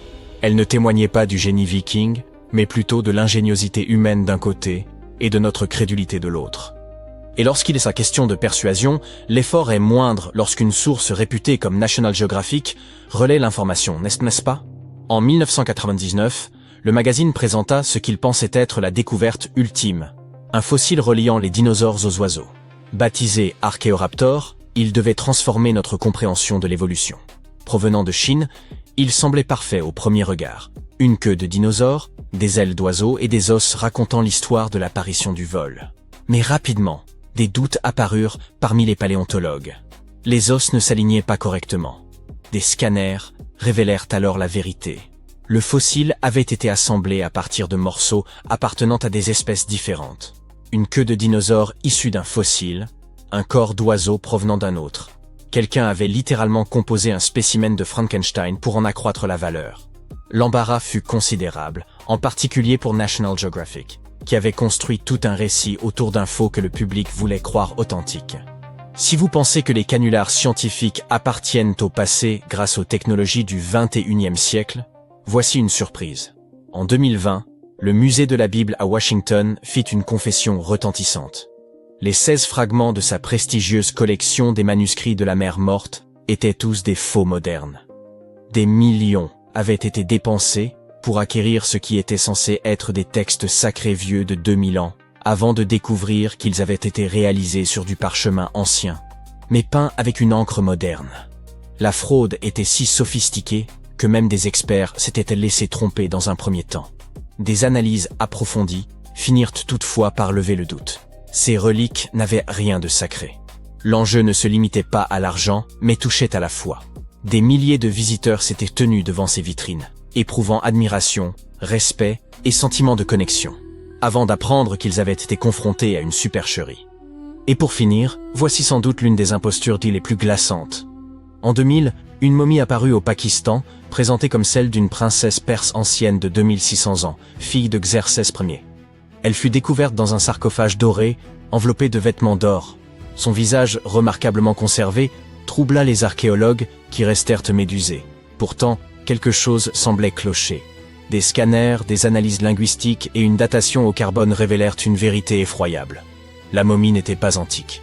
Il s'agissait d'une femme moderne, probablement tuée, puis momifiée afin d'être vendue comme une fausse relique. L'affaire bascula brutalement de la fascination au drame et bouleversa de nombreuses personnes. Ce qui devait être un miracle royal se révéla être un crime infâme et un mensonge de plus. Toutes ces histoires ont un point commun, l'espoir. Les êtres humains veulent croire. Ils cherchent à toucher le passé et à trouver des preuves qui les reliaient à quelque chose de plus vaste. Qu'il s'agisse de savants en quête du chaînon manquant, de musées avides de renommée ou de croyants en quête de preuves de leur foi, tous aspirent à l'émerveillement. L'histoire regorge d'imposteurs et, parfois, ce sont précisément ces supercheries qui donnent Lorsqu'on entend le mot « momie », ça donne parfois froid dans le dos. En effet, la plupart d'entre nous associent ce mot à ces personnages effrayants que nous avons vus dans des films d'horreur. En réalité, les momies nous ont permis de comprendre beaucoup de choses sur les civilisations anciennes, sur ceux qui les gouvernaient, et sur la façon dont les gens vivaient la perte de leurs proches. Les Égyptiens de l'Antiquité, qui croyaient qu'une certaine forme d'existence après la mort était possible si certaines conditions étaient respectées, sont le peuple le plus connu au monde pour ses momies. Ceux-ci préservaient effectivement les corps humains par le biais du processus de momification et plaçaient les momies dans des tombeaux équipés, un peu comme s'il s'agissait d'appartements. Pourquoi ce peuple y croyait-il? Eh bien, parce que la plupart étaient profondément liés à leur environnement naturel. Les Égyptiens étaient pleinement conscients des cycles naturels autour d'eux, comme le lever du soleil chaque jour ou de la lune la nuit, mais aussi de la façon dont la vie renaissait des plantes dans un cycle perpétuel, même à voir faner. Ils croyaient également que le puissant esprit Osiris, qui représentait le cycle de la disparition et de la résurrection, jouait un rôle dans ce processus. Pour se préparer à l'au-delà, les Égyptiens de l'Antiquité suivaient certains rituels, comme la momification, qui consistait à utiliser des éléments aussi variés que le miel, les résines, ou encore l'encens pour préserver les corps. Aucune momie n'est plus célèbre que celle du roi Tut, Toutankhamon. Ce jeune pharaon régna sur l'Égypte il y a plus de 3000 ans. Un problème majeur lors de la découverte des tombes royales, et que la plupart ont déjà été pillées au moment où on les retrouve. Le peuple savait que les souverains laissaient de nombreux objets de valeur à leur côté après leur mort, ce qui rendait ces lieux de sépulture vulnérables face aux voleurs. Étonnamment, lorsque la tombe du roi Tut fut ouverte en 1922, les gens se réjouirent, car elle n'avait pas été volée à l'instar de beaucoup d'autres tombes royales. C'est dire à quel point elle était bien cachée. À l'intérieur, sa momie était enfermée dans 3 cercueils au total, dont un en or. Les objets trouvés dans sa tombe furent très révélateurs de ce qu'était l'Égypte antique. L'étude de sa momie nous a également permis d'en savoir plus sur la culture et les pratiques en vigueur à l'époque où il est décédé. Enfin, les recherches liées à son ADN nous ont conduit à obtenir des informations sur sa famille. En outre, les scientifiques purent découvrir qu'il avait, par exemple, souffert de la maladie appelée le paludisme, et d'un problème au pied susceptible de l'avoir gêné lorsqu'il marchait. Ramsès II est un autre pharaon égyptien qui a régné pendant 68 ans, ce qui n'était pas rien à l'époque. Il est connu pour ses campagnes militaires d'expansion et ses réalisations architecturales. De nombreuses preuves datant de son règne existent encore aujourd'hui, notamment une grande statue à son effigie. Ramsès II mesurait environ 1,80 m et a vécu jusqu'à l'âge de 90 ans. Après avoir examiné sa momie, les scientifiques conclurent qu'il souffrait peut-être d'une maladie affectant sa colonne vertébrale. Vous vous souvenez des voleurs que j'ai évoqués plus haut? C'est probablement à cause de ces derniers que Ramsès II termina dans le cercueil ordinaire d'une collection secrète de momies royales à Deir el-Bahari, qui a été redécouverte en 1881. Heureusement, les archéologues purent l'identifier, car ses voyages avaient été consignés sur ce qui l'enveloppait. Le processus de momification était très fastidieux. En effet, dans l'Égypte antique, la momification pouvait durer jusqu'à 70 jours. Une personne dédiée prononçait un discours très spécifique, tout en manipulant délicatement le corps et en le séchant à l'aide d'une sorte de sel appelé natron. On utilisait également du lin et de la résine pour que le corps paraisse plus vivant et pour l'envelopper dans un tissu. La tombe était tout aussi importante que la momification pour les Égyptiens de l'Antiquité. Les parois de la tombe du roi Tut, par exemple, étaient ornées d'œuvres d'art complexes représentant son voyage dans l'au-delà, depuis sa procession funéraire jusqu'à son passage aux enfers. Les Égyptiens antiques pensaient que tout le monde faisait ce voyage après sa mort et remplissaient donc les tombes d'objets et de peintures pour aider les défunts au cours de leur voyage spirituel. En outre, les murs de la tombe étaient décorés de formules tirées d'un livre spécial qui contenait une série de poèmes dont les Égyptiens pensaient qu'ils aideraient les gens à atteindre l'au-delà. Fait soulignant l'importance de ce voyage, les gens plaçaient même de la nourriture dans ces tombes antiques. Dans la tombe du roi Tut, les archéologues découvrirent 36 jarres de boissons antiques et 8 paniers de fruits, déposés là pour l'aider dans son voyage vers l'au-delà. Les Égyptiens pensaient que le voyage vers l'au-delà prenait beaucoup de temps, et laissaient donc des provisions conséquentes pour soutenir leurs proches. Les pharaons possédaient généralement de nombreux vêtements luxueux et de beaux bijoux dans leurs tombes afin de s'assurer que leur tenue serait à la hauteur de leur statut lors de leur voyage. On a retrouvé des vêtements en lin tels que des tuniques, des écharpes, des gants et des coiffes. de nombreux bijoux en or ornés de pierres précieuses, des bracelets aux boucles d'oreilles, en passant par des colliers et des bagues, mais aussi des représentations d'insectes censés les protéger. Certaines tombes contenaient même des éventails en ivoire et en plumes d'autruche pour les garder au frais dans l'au-delà. Aussi fou que ça puisse paraître, certains souverains de l'Antiquité furent placés dans leurs appartements éternels avec des bateaux. Par exemple, le pharaon Khufu fit construire la grande pyramide de Gizeh pour en faire son tombeau, et un grand bateau fut retrouvé à l'intérieur. Le roi Tut, quant à lui, fut enterré avec plusieurs pagis de bateaux, mais pas de bateau à proprement parler. À la place, il avait 3 chars et de nombreux bâtons de marche en matériaux précieux, ce qui indique peut-être qu'il souhaitait se rendre dans l'au-delà par la terre et non par l'eau. Parmi les objets les plus intéressants trouvés près des momies antiques, on trouve des flacons d'huile et de parfums. Si les souverains étaient censés toujours être à la dernière mode, pourquoi ne pas sentir bon par la même occasion, n'est-ce pas? Certains d'entre eux possédaient également des jeux de société, la plupart fabriqués dans des matériaux précieux, comme l'or ou l'ivoire.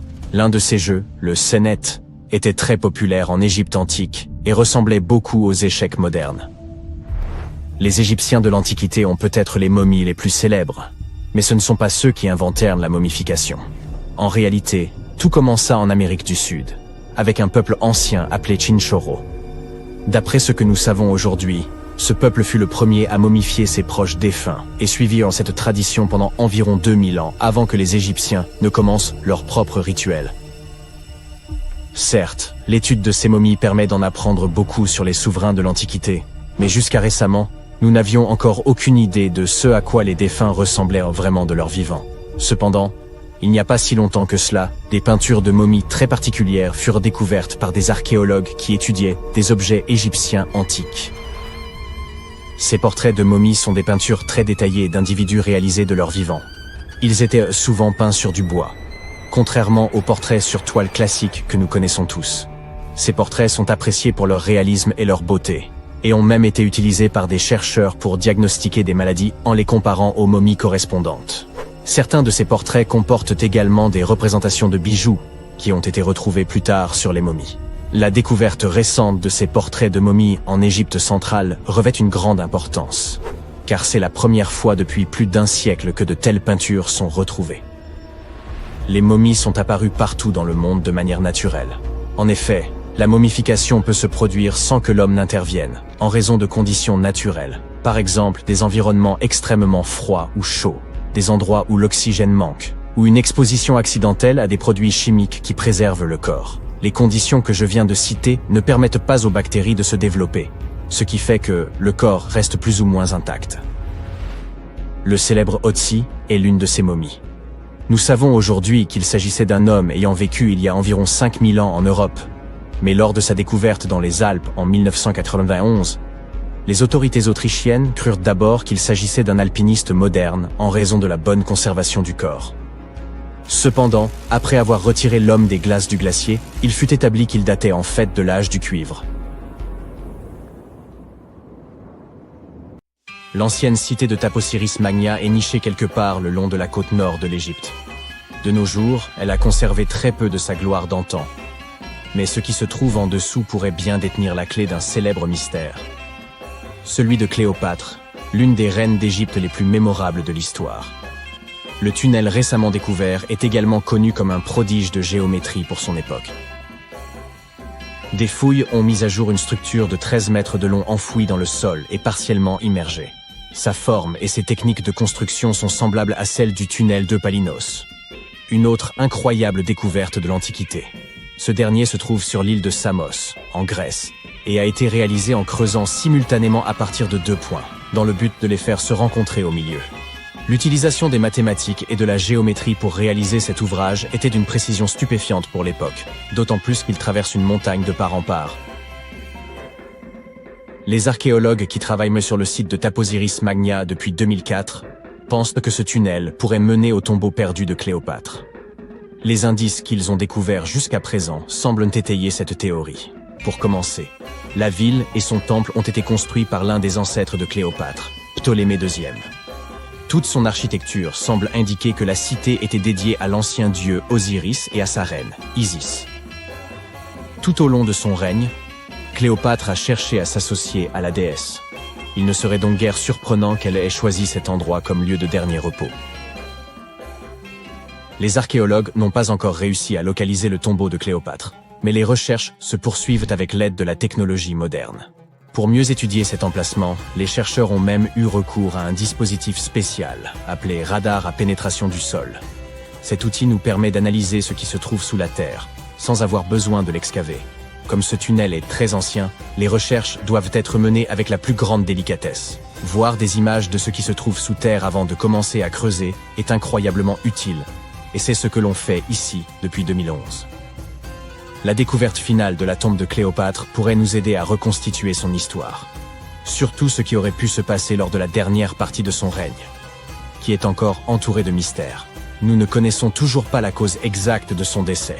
Certains pensent qu'elle aurait pu se laisser délibérément mordre par un cobra égyptien venimeux. D'autres ont suggéré qu'elle était tout à fait accoutumée au poison, en dissimulant même dans sa brosse à cheveux, au cas où le besoin s'en ferait sentir. Mais cela ne veut pas nécessairement dire qu'elle ait choisi de l'utiliser sur elle-même. Nous avons beaucoup d'autres informations intéressantes sur Cléopâtre, qui sont tout aussi dignes d'intérêt, comme le fait qu'elle ait eu sa propre styliste. La plupart des images que vous avez vues représentant la célèbre reine montrent que ses yeux étaient cernés de colle noire. Ce look aurait été créé par Iras, une servante connue pour avoir été sa cosméticienne attitrée. Elle traçait une longue ligne de ses yeux jusqu'à ses tempes, une technique de maquillage encore utilisée aujourd'hui pour mettre les yeux en valeur. Eiras aurait été une figure importante tout au long de sa vie, officiant également comme sa confidente et sa plus proche amie. Il existe même quelques théories qui suggèrent qu'Eiras se tenait à ses côtés lorsqu'elle a mis fin à ses jours. Malgré ses tenues recherchées, Cléopâtre n'était pas aussi belle qu'on le décrit. Ou du moins, c'est ce que pointent des recherches récentes. Certes, si l'on regarde les films et l'iconographie moderne, elle est représentée comme une femme d'une extrême beauté, aux traits symétriques et délicats. Toutefois, si l'on examine les pièces de monnaie représentant son profil de l'époque, son apparence laisse beaucoup à désirer. Son image sur les pièces de monnaie a peut-être également été exagérée, pour donner à la reine une apparence plus reconnaissable aux yeux de son peuple. Ainsi, il n'existe aucune source véritablement fiable pour confirmer son aspect. Mais sa description dans la plupart des textes de l'Antiquité évoque ses autres qualités, comme son éloquence et sa personnalité, plutôt que sa beauté. Cléopâtre est peut-être la reine égyptienne la plus célèbre à ce jour, mais elle n'était pas non plus le premier choix. Elle avait une sœur aînée, Bérénice, qui n'aura que très brièvement occupé le trône. Cette dernière ayant été renversée après 3 ans de règne, Cléopâtre s'est donc habituée à endosser le rôle et a commencé à se consacrer à sa propre éducation. Elle voyageait fréquemment à travers le pays pour se familiariser avec son peuple et avec leurs besoins. Elle n'avait que 18 ans lorsque les rênes du pouvoir lui ont été transmises, et elle a immédiatement gagné en popularité en raison de sa grande intelligence et de son instruction. Son goût pour la littérature était également renommé. On savait qu'elle était friande des œuvres d'Homère, le célèbre poète grec. Cléopâtre aimait d'ailleurs autant écrire qu'elle aimait lire. Il existe même des suppositions selon lesquelles elle aurait écrit un livre sur la médecine et les cosmétiques, mais nous n'avons aucune preuve à ce jour que ce travail ait jamais existé. Être une grande souveraine à cette époque signifiait qu'il était indispensable de parler plusieurs langues. Cléopâtre l'avait clairement compris. Et c'est pourquoi il se murmure qu'elle en connaissait de nombreuses, à des degrés divers. Certains archéologues ont suggéré qu'elle maîtrisait le grec, l'égyptien et l'éthiopien, ainsi que de nombreux dialectes arabes. Elle aurait également pu parler latin, mais il y a peu de preuves pour soutenir cette hypothèse. Elle n'avait peut-être pas des traits angéliques, mais Cléopâtre faisait vraiment attention à son apparence, à commencer par son alimentation. Elle aimait les repas simples, notamment une variété de poissons.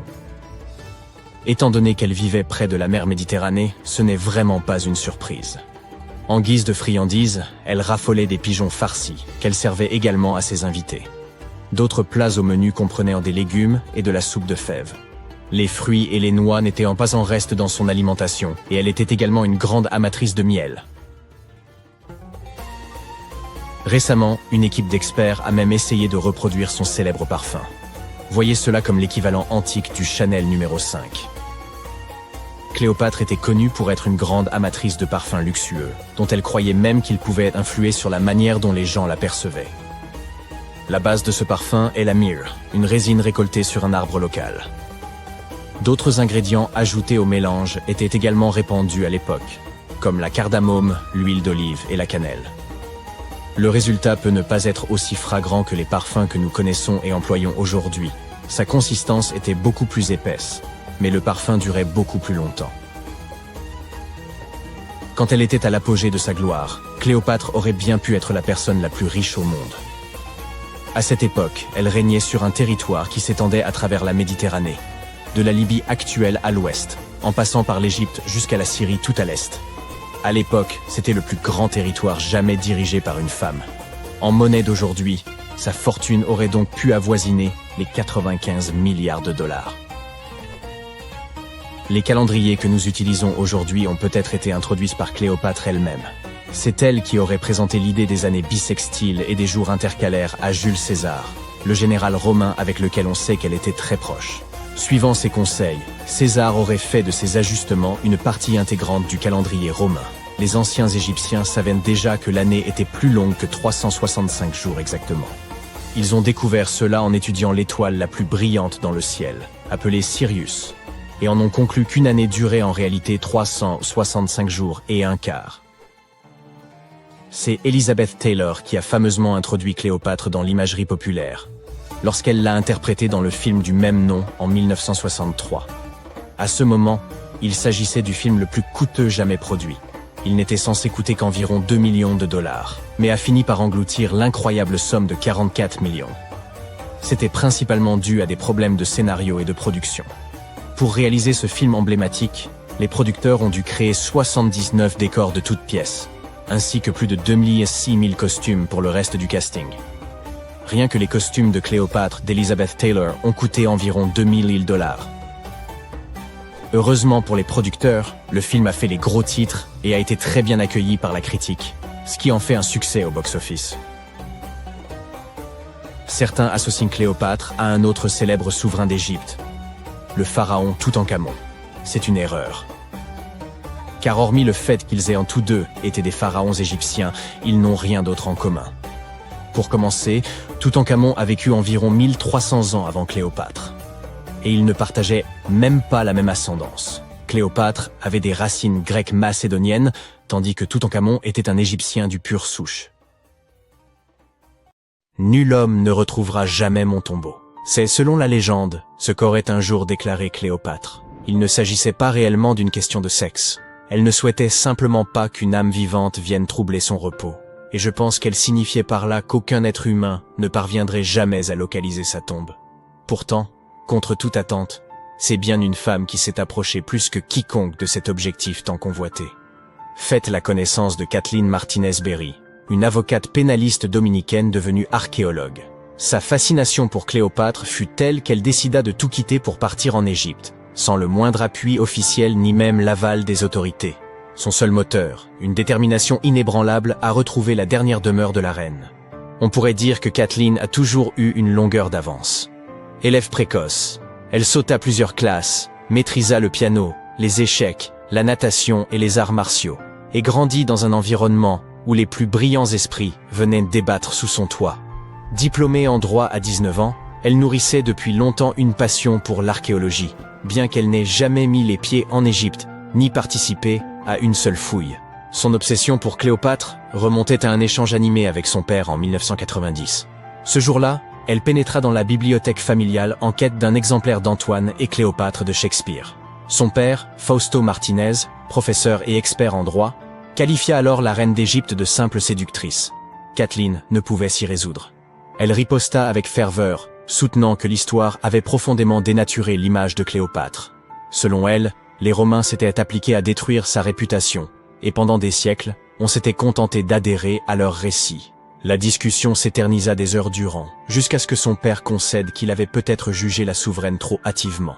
Cette conversation marqua un tournant décisif. Dès lors, Kathleen se plongea dans l'étude des textes antiques, accordant une attention particulière aux récits de Plutarque sur Cléopâtre et Marc-Antoine. Plus elle approfondissait ses recherches, plus elle se persuadait que la reine d'Égypte n'était pas qu'une souveraine éprise d'un tyran au destin tragique, mais une stratège de génie, engagée dans une lutte politique visant pour préserver l'indépendance de son royaume. Et plus elle lisait, plus une question s'imposait à elle.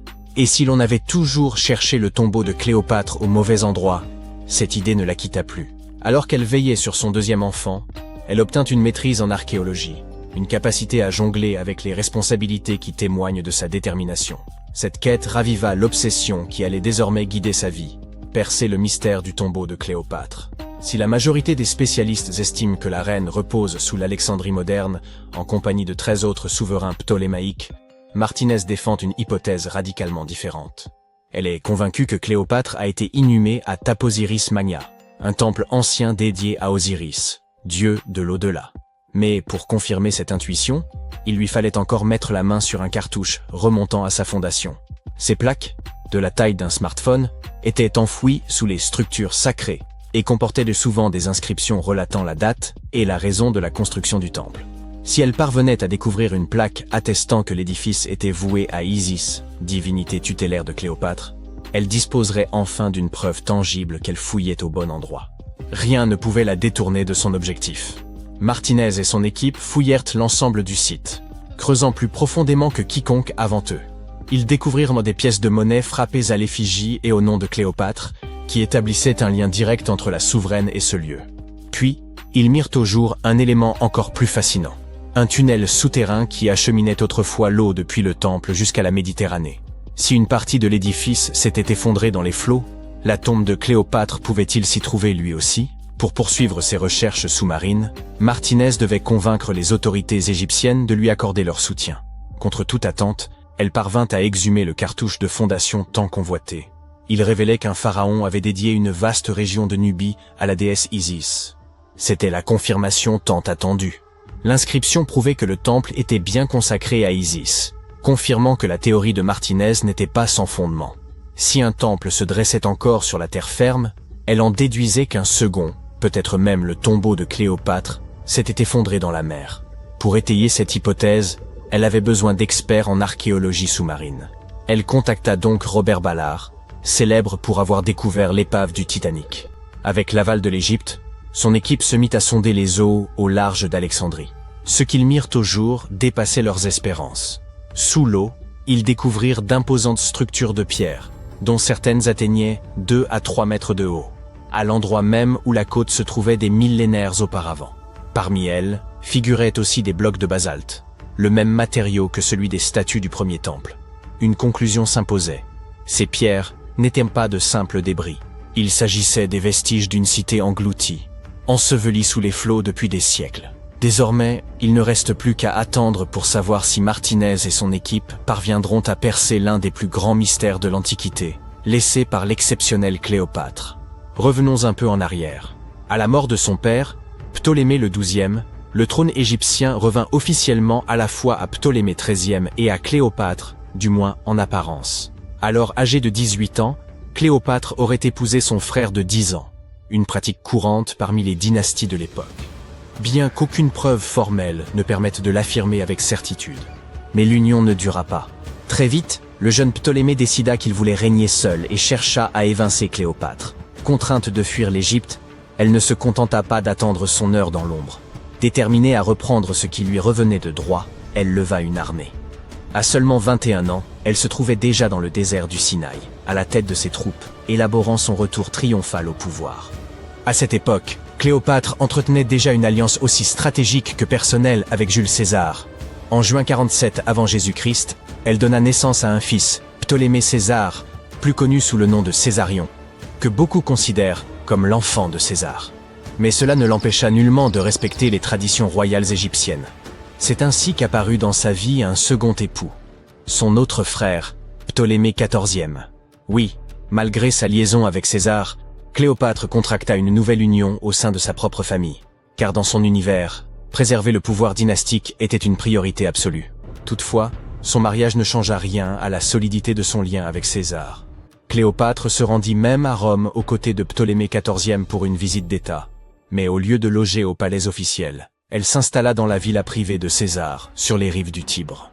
Cependant, en 44 avant Jésus-Christ, aux ides de Mars, l'assassinat de César bouleversa l'équilibre politique et mit en péril la position de Cléopâtre. Comme si cela ne suffisait pas, peu de temps après, Ptolémée XIVe trouva la mort. Certains soupçonnent même que Cléopâtre ait orchestré sa disparition, la laissant seule maîtresse de l'Égypte. Pendant ce temps, à Rome, Marc-Antoine consolidait son ascension, se rêvant l'héritier politique de César. Curieux d'évaluer la souveraine d'Égypte, il la convoqua. Cléopâtre ne manqua pas l'occasion de marquer les esprits. Elle fit son entrée sur une somptueuse barge, paraît-elle une déesse. Dès qu'il la vit, Antoine en fut immédiatement épris, à tel point qu'il abandonna son épouse restée à Rome pour suivre Cléopâtre à Alexandrie, où leur relation prit la forme d'une idylle à part entière. Ensemble, ils eurent 3 enfants, et s'engagèrent dans un conflit majeur contre Octave, fils adoptif de César, dans une lutte acharnée pour le contrôle de l'Empire romain. La dernière apparition de Cléopâtre eut lieu dans son mausolée, paré de tout le faste royal. Un diadème ornant son front, étendu sur ce que Plutarque décrivit comme un lit d'or. Après leur défaite à Actium, les troupes d'Octave marchèrent sur Alexandrie. Consciente que la fin approchait, la reine se retrancha dans son mausolée, entourée d'or, d'argent, de perles et d'œuvres d'art. Plutôt que de voir ses trésors tomber aux mains des Romains, elle menaça de les réduire en cendres. Antoine, refusant de son côté de tomber vivant entre les mains des Romains, se frappa de son propre glaive. Toutefois, avant d'expirer, il fut transporté auprès de Cléopâtre. Elle le serra contre elle tandis qu'il rendait son dernier souffle. Un peu plus d'1 semaine plus tard, Cléopâtre prit sa décision. Plutôt que de souffrir l'humiliation d'être paradée comme prisonnière d'Octave, elle mit fin à ses jours. Selon la légende, elle succomba à la morsure d'un aspic, bien que les sources historiques restent floues sur ce point. Elle n'avait alors que 39 ans, une existence qui, somme toute, fut assez bien remplie. En novembre 1922, un garçon marchant dans les montagnes désertiques d'Égypte a découvert des marches antiques taillées dans la roche. Par la suite, cette découverte est devenue l'une des plus grandes et des plus importantes découvertes archéologiques au monde. Cette marche faisait partie du tombeau intact de Toutankhamon. Les archéologues ont trouvé environ 5000 objets anciens, dont des bijoux, des tissus, des vases peints et des masques funéraires. Tu as probablement vu l'un d'entre eux. Il est devenu l'un des attributs les plus reconnaissables de l'Égypte ancienne. Plus de 100 ans se sont écoulés depuis. Aujourd'hui, l'humanité s'est enfin rapprochée d'une autre découverte de grande envergure, la tombe de Cléopâtre. Cette reine a été la dernière souveraine active du royaume ptolémaïque d'Égypte, qui a siégé sur le trône de 51 à 30 avant notre ère. Il existe de nombreux documents anciens sur Cléopâtre, son règne et sa personnalité hors du commun. Mais jusqu'à présent, personne n'avait découvert les secrets de son décès et de son lieu de sépulture. Kathleen Martinez, archéologue, étudie depuis des décennies les documents anciens et les temples autour d'Alexandrie et a conclu que la tombe de la reine devait se trouver sous la cité antique de Taposiris Magna, Tapusiris Magna, fondée en 280 avant notre ère. Il s'agissait d'une grande ville située sur la côte nord de l'Égypte, où des dizaines de milliers de personnes travaillaient dans le commerce et l'industrie. Et il semble que les suppositions du docteur Martinez se soient révélées exactes. Avec un groupe d'archéologues, elle a découvert un tunnel souterrain secret près d'Alexandrie, d'une longueur d'environ 1300 mètres. Il a été creusé dans la roche sous le temple de Taposiris Magna. Au cours des fouilles, ils ont trouvé de nombreux éléments qui indiquent que la tombe de Cléopâtre se trouve dans les profondeurs du tunnel. Il est également possible qu'elle y soit enterrée avec le commandant romain Marc-Antoine. Selon des documents anciens, Cléopâtre et Marc-Antoine s'aimaient et s'opposaient ensemble au Sénat romain, qui déclarait Antoine traître. Le fait que des catastrophes naturelles se soient produites sur le territoire de Taposiris Magna pendant des milliers d'années peut compliquer les fouilles. Des tremblements de terre et des inondations ont détruit la ville, et peut-être inondé ces tunnels souterrains. Mais les archéologues espèrent peu que l'ancienne tombe est restée intacte, et qu'elle cache de nombreux trésors et documents sur la vie royale de l'Égypte ancienne, sous le règne de la dernière dynastie. Il est possible que les fouilles se déroulent sous l'eau et dans la boue.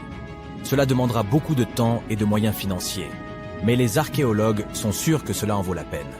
Quoi qu'il en soit, il est trop tôt pour affirmer que Cléopâtre est réellement enterrée à cet endroit, mais les scientifiques ont trouvé de nombreux objets dans le tunnel qui le confirment, notamment des pots en argile, des dizaines de pièces de monnaie à l'effigie de Cléopâtre et d'Alexandre le Grand, ainsi qu'un buste à l'effigie de la reine égyptienne. Cléopâtre reste l'une des personnalités les plus populaires d'Égypte, au même titre que Ramsès III et Toutankhamon. Elle a inspiré de nombreux films, peintures et livres. Mais qu'est-ce qui l'a rendue si populaire? Elle est devenue célèbre pour son inconstance. C'était une souveraine belle et intelligente qui a sorti l'Égypte de la crise et en a fait une puissance prospère. Les textes arabes médiévaux indiquent qu'elle connaissait la chimie, les mathématiques et la philosophie, et qu'elle a peut-être écrit plusieurs ouvrages scientifiques. Elle connaissait plusieurs langues et avait d'excellentes compétences diplomatiques. Par ailleurs, de nombreuses légendes affirment qu'elle était une femme fatale, qui rendait beaucoup d'hommes fous. Cependant, rien ne prouve que sa beauté était incomparable. Hollywood a créé l'image d'un modèle éblouissant en tournant plusieurs films dans lesquels des actrices célèbres interprétaient le rôle de Cléopâtre. L'empereur romain Octave, fils adoptif de Jules César, a quant à lui créé l'image d'une séductrice insidieuse parce qu'il était son ennemi. Bien qu'elle soit née en Égypte, Cléopâtre n'était pas égyptienne. Ses ancêtres étaient des Grecs, dont l'un des généraux d'Alexandre le Grand. Cependant, le peuple égyptien l'aimait. Elle a appris la langue et a été très sensible aux traditions de ce pays. Elle connaissait bien l'histoire, la mentalité et les coutumes de l'Égypte ancienne. Elle a relevé le niveau de l'économie égyptienne et renforcé le statut de l'Égypte en tant que puissance mondiale. Tout cela a été rendu possible en grande partie grâce à sa ruse et à sa force de persuasion. Elle aimait les représentations théâtrales et les fêtes somptueuses. Elle savait comment surprendre les gens et se donner en spectacle. Mais derrière l'image extérieure d'une amatrice de luxe, se cachait une souveraine intelligente et calculatrice. L'Égypte ancienne était un pays riche et luxueux, et Cléopâtre a tout fait pour accroître sa richesse et renforcer sa position sur la scène internationale. Par exemple, une fois, elle était en conflit avec son frère Ptolémée XIII. Sachant qu'elle ne pourra pas lui résister, la reine a décidé d'attirer Jules César à ses côtés. L'empereur romain est arrivé à Alexandrie, où Cléopâtre voulait le rencontrer. Mais Ptolémée a eu vent de ses projets et a voulu l'empêcher de se rendre auprès de César. Au lieu d'une arrivée riche et bruyante, Cléopâtre décide de passer inaperçue. Elle s'enveloppe dans un tapis ou un sac de lin que les serviteurs de l'empereur transportent dans les appartements privés de César. Cléopâtre sort du tapis et impressionne l'empereur romain par sa beauté et sa détermination. Ils tombent amoureux l'un de l'autre et deviennent de proches alliés. Quelque temps plus tard, elle impressionne un autre Romain influent à des fins diplomatiques. Elle se rend à la rencontre de Marc-Antoine sur une barge dorée au voile pourpre et aux rames d'argent. Cléopâtre est habillée à l'image d'Aphrodite et est assise sous un magnifique dais. Zeus, serviteur, déguisé en Cupidon, souffle dans son éventail et brûle de l'encens. Mais Cléopâtre a créé un tel spectacle pour une raison bien précise. Elle savait qu'Antoine vénérait la mythologie grecque et se considérait comme l'incarnation de Dionysos. Cette femme l'impressionne tellement qu'il finit par l'épouser. Cléopâtre défend sa couronne, renforce son alliance avec Rome et donne 3 enfants à Antoine. En Égypte, ils organisent de grandes fêtes et jouissent de la richesse et du pouvoir. Cependant, la relation d'un haut fonctionnaire avec la reine égyptienne provoque un scandale à Rome. Comme Octave est le principal adversaire d'Antoine dans la lutte pour le pouvoir, il exploite la situation pour ternir la réputation de son concurrent. Il utilise la propagande pour faire de Cléopâtre une séductrice insidieuse aux yeux des citoyens romains. Il accuse Antoine d'avoir succombé à ses charmes. Le Sénat romain soutient Octave et déclare Cléopâtre ennemie. En 33 avant notre ère, ce conflit atteint son apogée lorsque la marine d'Antoine affronte la flotte d'Octave. Ce dernier l'emporte et oblige son ennemi à fuir en Égypte avec Cléopâtre. Selon certaines sources, il se serait réfugié près d'Alexandrie. Poursuivi par les Romains, il se cache dans l'un des palais de Cléopâtre et trouva la mort. Certaines légendes racontent que Cléopâtre était experte en poison. Elle aurait provoqué la morsure d'un serpent venimeux, une vipère ou un cobra égyptien. Selon une autre légende, elle se serait piquée avec une aiguille empoisonnée. Une théorie veut que Cléopâtre ait toujours transporté une ampoule de poison dans sa brosse à cheveux. Lorsqu'elle était coincée, elle imbibait l'aiguille de ce poison et se piquait. Rien de tout cela n'est certain. Les scientifiques tentent toujours de découvrir la vérité. Peut-être que lorsqu'ils atteindront la tombe de Cléopâtre, le monde obtiendra plus de réponses sur son destin tragique. Elle est considérée comme la dernière souveraine d'Égypte. Après sa mort, Octave pille ses palais et ses temples et retourne à Rome, où il devient le principal empereur. Il gouverne le pays avec succès et en élargit les frontières. Son règne s'est achevé à l'âge de 75 ans. l'histoire du monde aurait été différente si Cléopâtre et Marc-Antoine n'avaient pas perdu cette bataille navale. À propos, saviez-vous qu'il s'est écoulé plus de temps entre le règne de Cléopâtre et le volume de Neil Armstrong sur la Lune qu'entre le règne de la reine égyptienne et la construction de la grande pyramide de Gizeh? Armstrong a posé le pied sur le satellite de la Terre en 1969, soit 2038 ans après la naissance de Cléopâtre. Et la construction de la pyramide a eu lieu en 2560 avant notre ère. Imagine la longueur de l'histoire de l'Égypte ancienne. Cléopâtre est plus proche de nous dans le temps que les pyramides. Vous vous rendez en Espagne avec une équipe d'archéologues, dans l'espoir de mettre au jour d'antiques artefacts. Par chance, vous découvrez l'un des plus grands trésors de l'âge du bronze ibérique. Cette appellation désigne les cultures de cette époque en Espagne et au Portugal. Parmi les objets exhumés figurent des monnaies, des bijoux, des vases, ainsi que 2 pièces singulières. L'une évoque un fragment de sceptre, l'autre ressemble à un bracelet. Leur étrangeté? Elles semblent liées à l'espace. En 1963, à quelques kilomètres de la ville de Villena, en Espagne, des scientifiques mirent au jour le trésor de Villena, l'un des plus importants dépôts d'or de l'âge du bronze. Fait curieux, existe-t-il des trésors de bronze datant de l'âge d'or? Qu'importe. L'or découvert a été daté entre 1500 et 1200 avant notre ère. À l'exception toutefois du sceptre et du bracelet, dont la provenance semble étrangère. Leur origine serait extraterrestre, dit-on, ce qui rend leur datation incertaine. Bien sûr, ce n'est qu'une plaisanterie, du moins, en partie. Lorsque les chercheurs examinèrent les objets, ils constatèrent que ces 2 pièces étaient faites non d'or, mais de fer. Et alors, pourriez-vous penser? Le problème, c'est qu'à l'âge du bronze, on ne savait ni exploiter ni forger ce métal. La maîtrise du fer n'est apparue qu'environ 4 à 7 siècles plus tard, vers 850 avant notre ère. Alors, comment expliquer leur existence? Un indice troublant de ce mystère a été découvert en Égypte ancienne. Dans la tombe de Toutankhamon reposait un poignard en fer, présentant des caractéristiques semblables. Mais cet objet était bien plus précieux que les autres, car il avait été fabriqué à partir d'un matériau céleste, une météorite. De fait, le bracelet et le sceptre sont eux aussi composés de fer météoritique. Ce type de métal se distingue par une teneur élevée en nickel, absente dans le fer terrestre. Tout cela devient cohérent. Les peuples de l'âge du bronze ne pouvaient pas extraire le fer des profondeurs. Mais rien ne les empêchait de récupérer celui tombé du ciel. Imaginez l'émotion de posséder des bijoux ou une dague confectionnée à partir d'un matériau ayant voyagé durant des millions d'années dans les immensités de l'espace. Peut-être renferme-t-il même des particules d'une étoile ancienne aujourd'hui éteinte. À ce jour, ces 2 artefacts issus du trésor de Villena constituent les plus anciens objets en fer météoritique recensés sur la péninsule ibérique. Maintenant que chaque pièce est à sa place, vous pouvez admirer l'ensemble des richesses composant le trésor de Villena. Ce dernier comprend 66 objets, bols, bracelets, flacons, bijoux en or, 3 flacons d'argent ainsi qu'un bouton en or ambré. Près de 10 kilos d'or ancien soigneusement dissimulé, dont la découverte ne fut possible qu'après 3 millénaires. Ce rêve pour tout archéologue est exposé au musée de Villena, où sont présentés des vestiges couvrant plusieurs époques, allant de la préhistoire, il y a environ 50 000 ans, jusqu'à l'époque contemporaine. Vous y trouverez des objets issus des cultures ibériques, romaines et arabes. On y observe non seulement bijoux et monnaies, mais aussi les vestiges de colonnes, céramiques et autres artefacts architecturaux. Cette collection figure parmi les plus importantes en matière de trésors préhistoriques en Europe. Et le plus remarquable est que l'accès à cet ensemble exceptionnel ne coûte que 2 € environ. Rendez-vous à Villena, découvrez donc ce musée, et imprégnez-vous de son histoire. Hé l'ami, on m'a dit que vous possédiez un détecteur de métaux. Pourriez-vous m'aider à retrouver ce marteau que j'ai perdu dans mon champ? Vous demande un vieux fermier.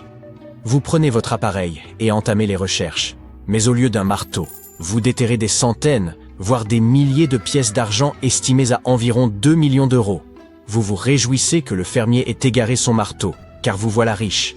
Mais stop, sachant que ce terrain lui appartient, lui révéleriez-vous votre trouvaille ou la garderiez-vous pour vous?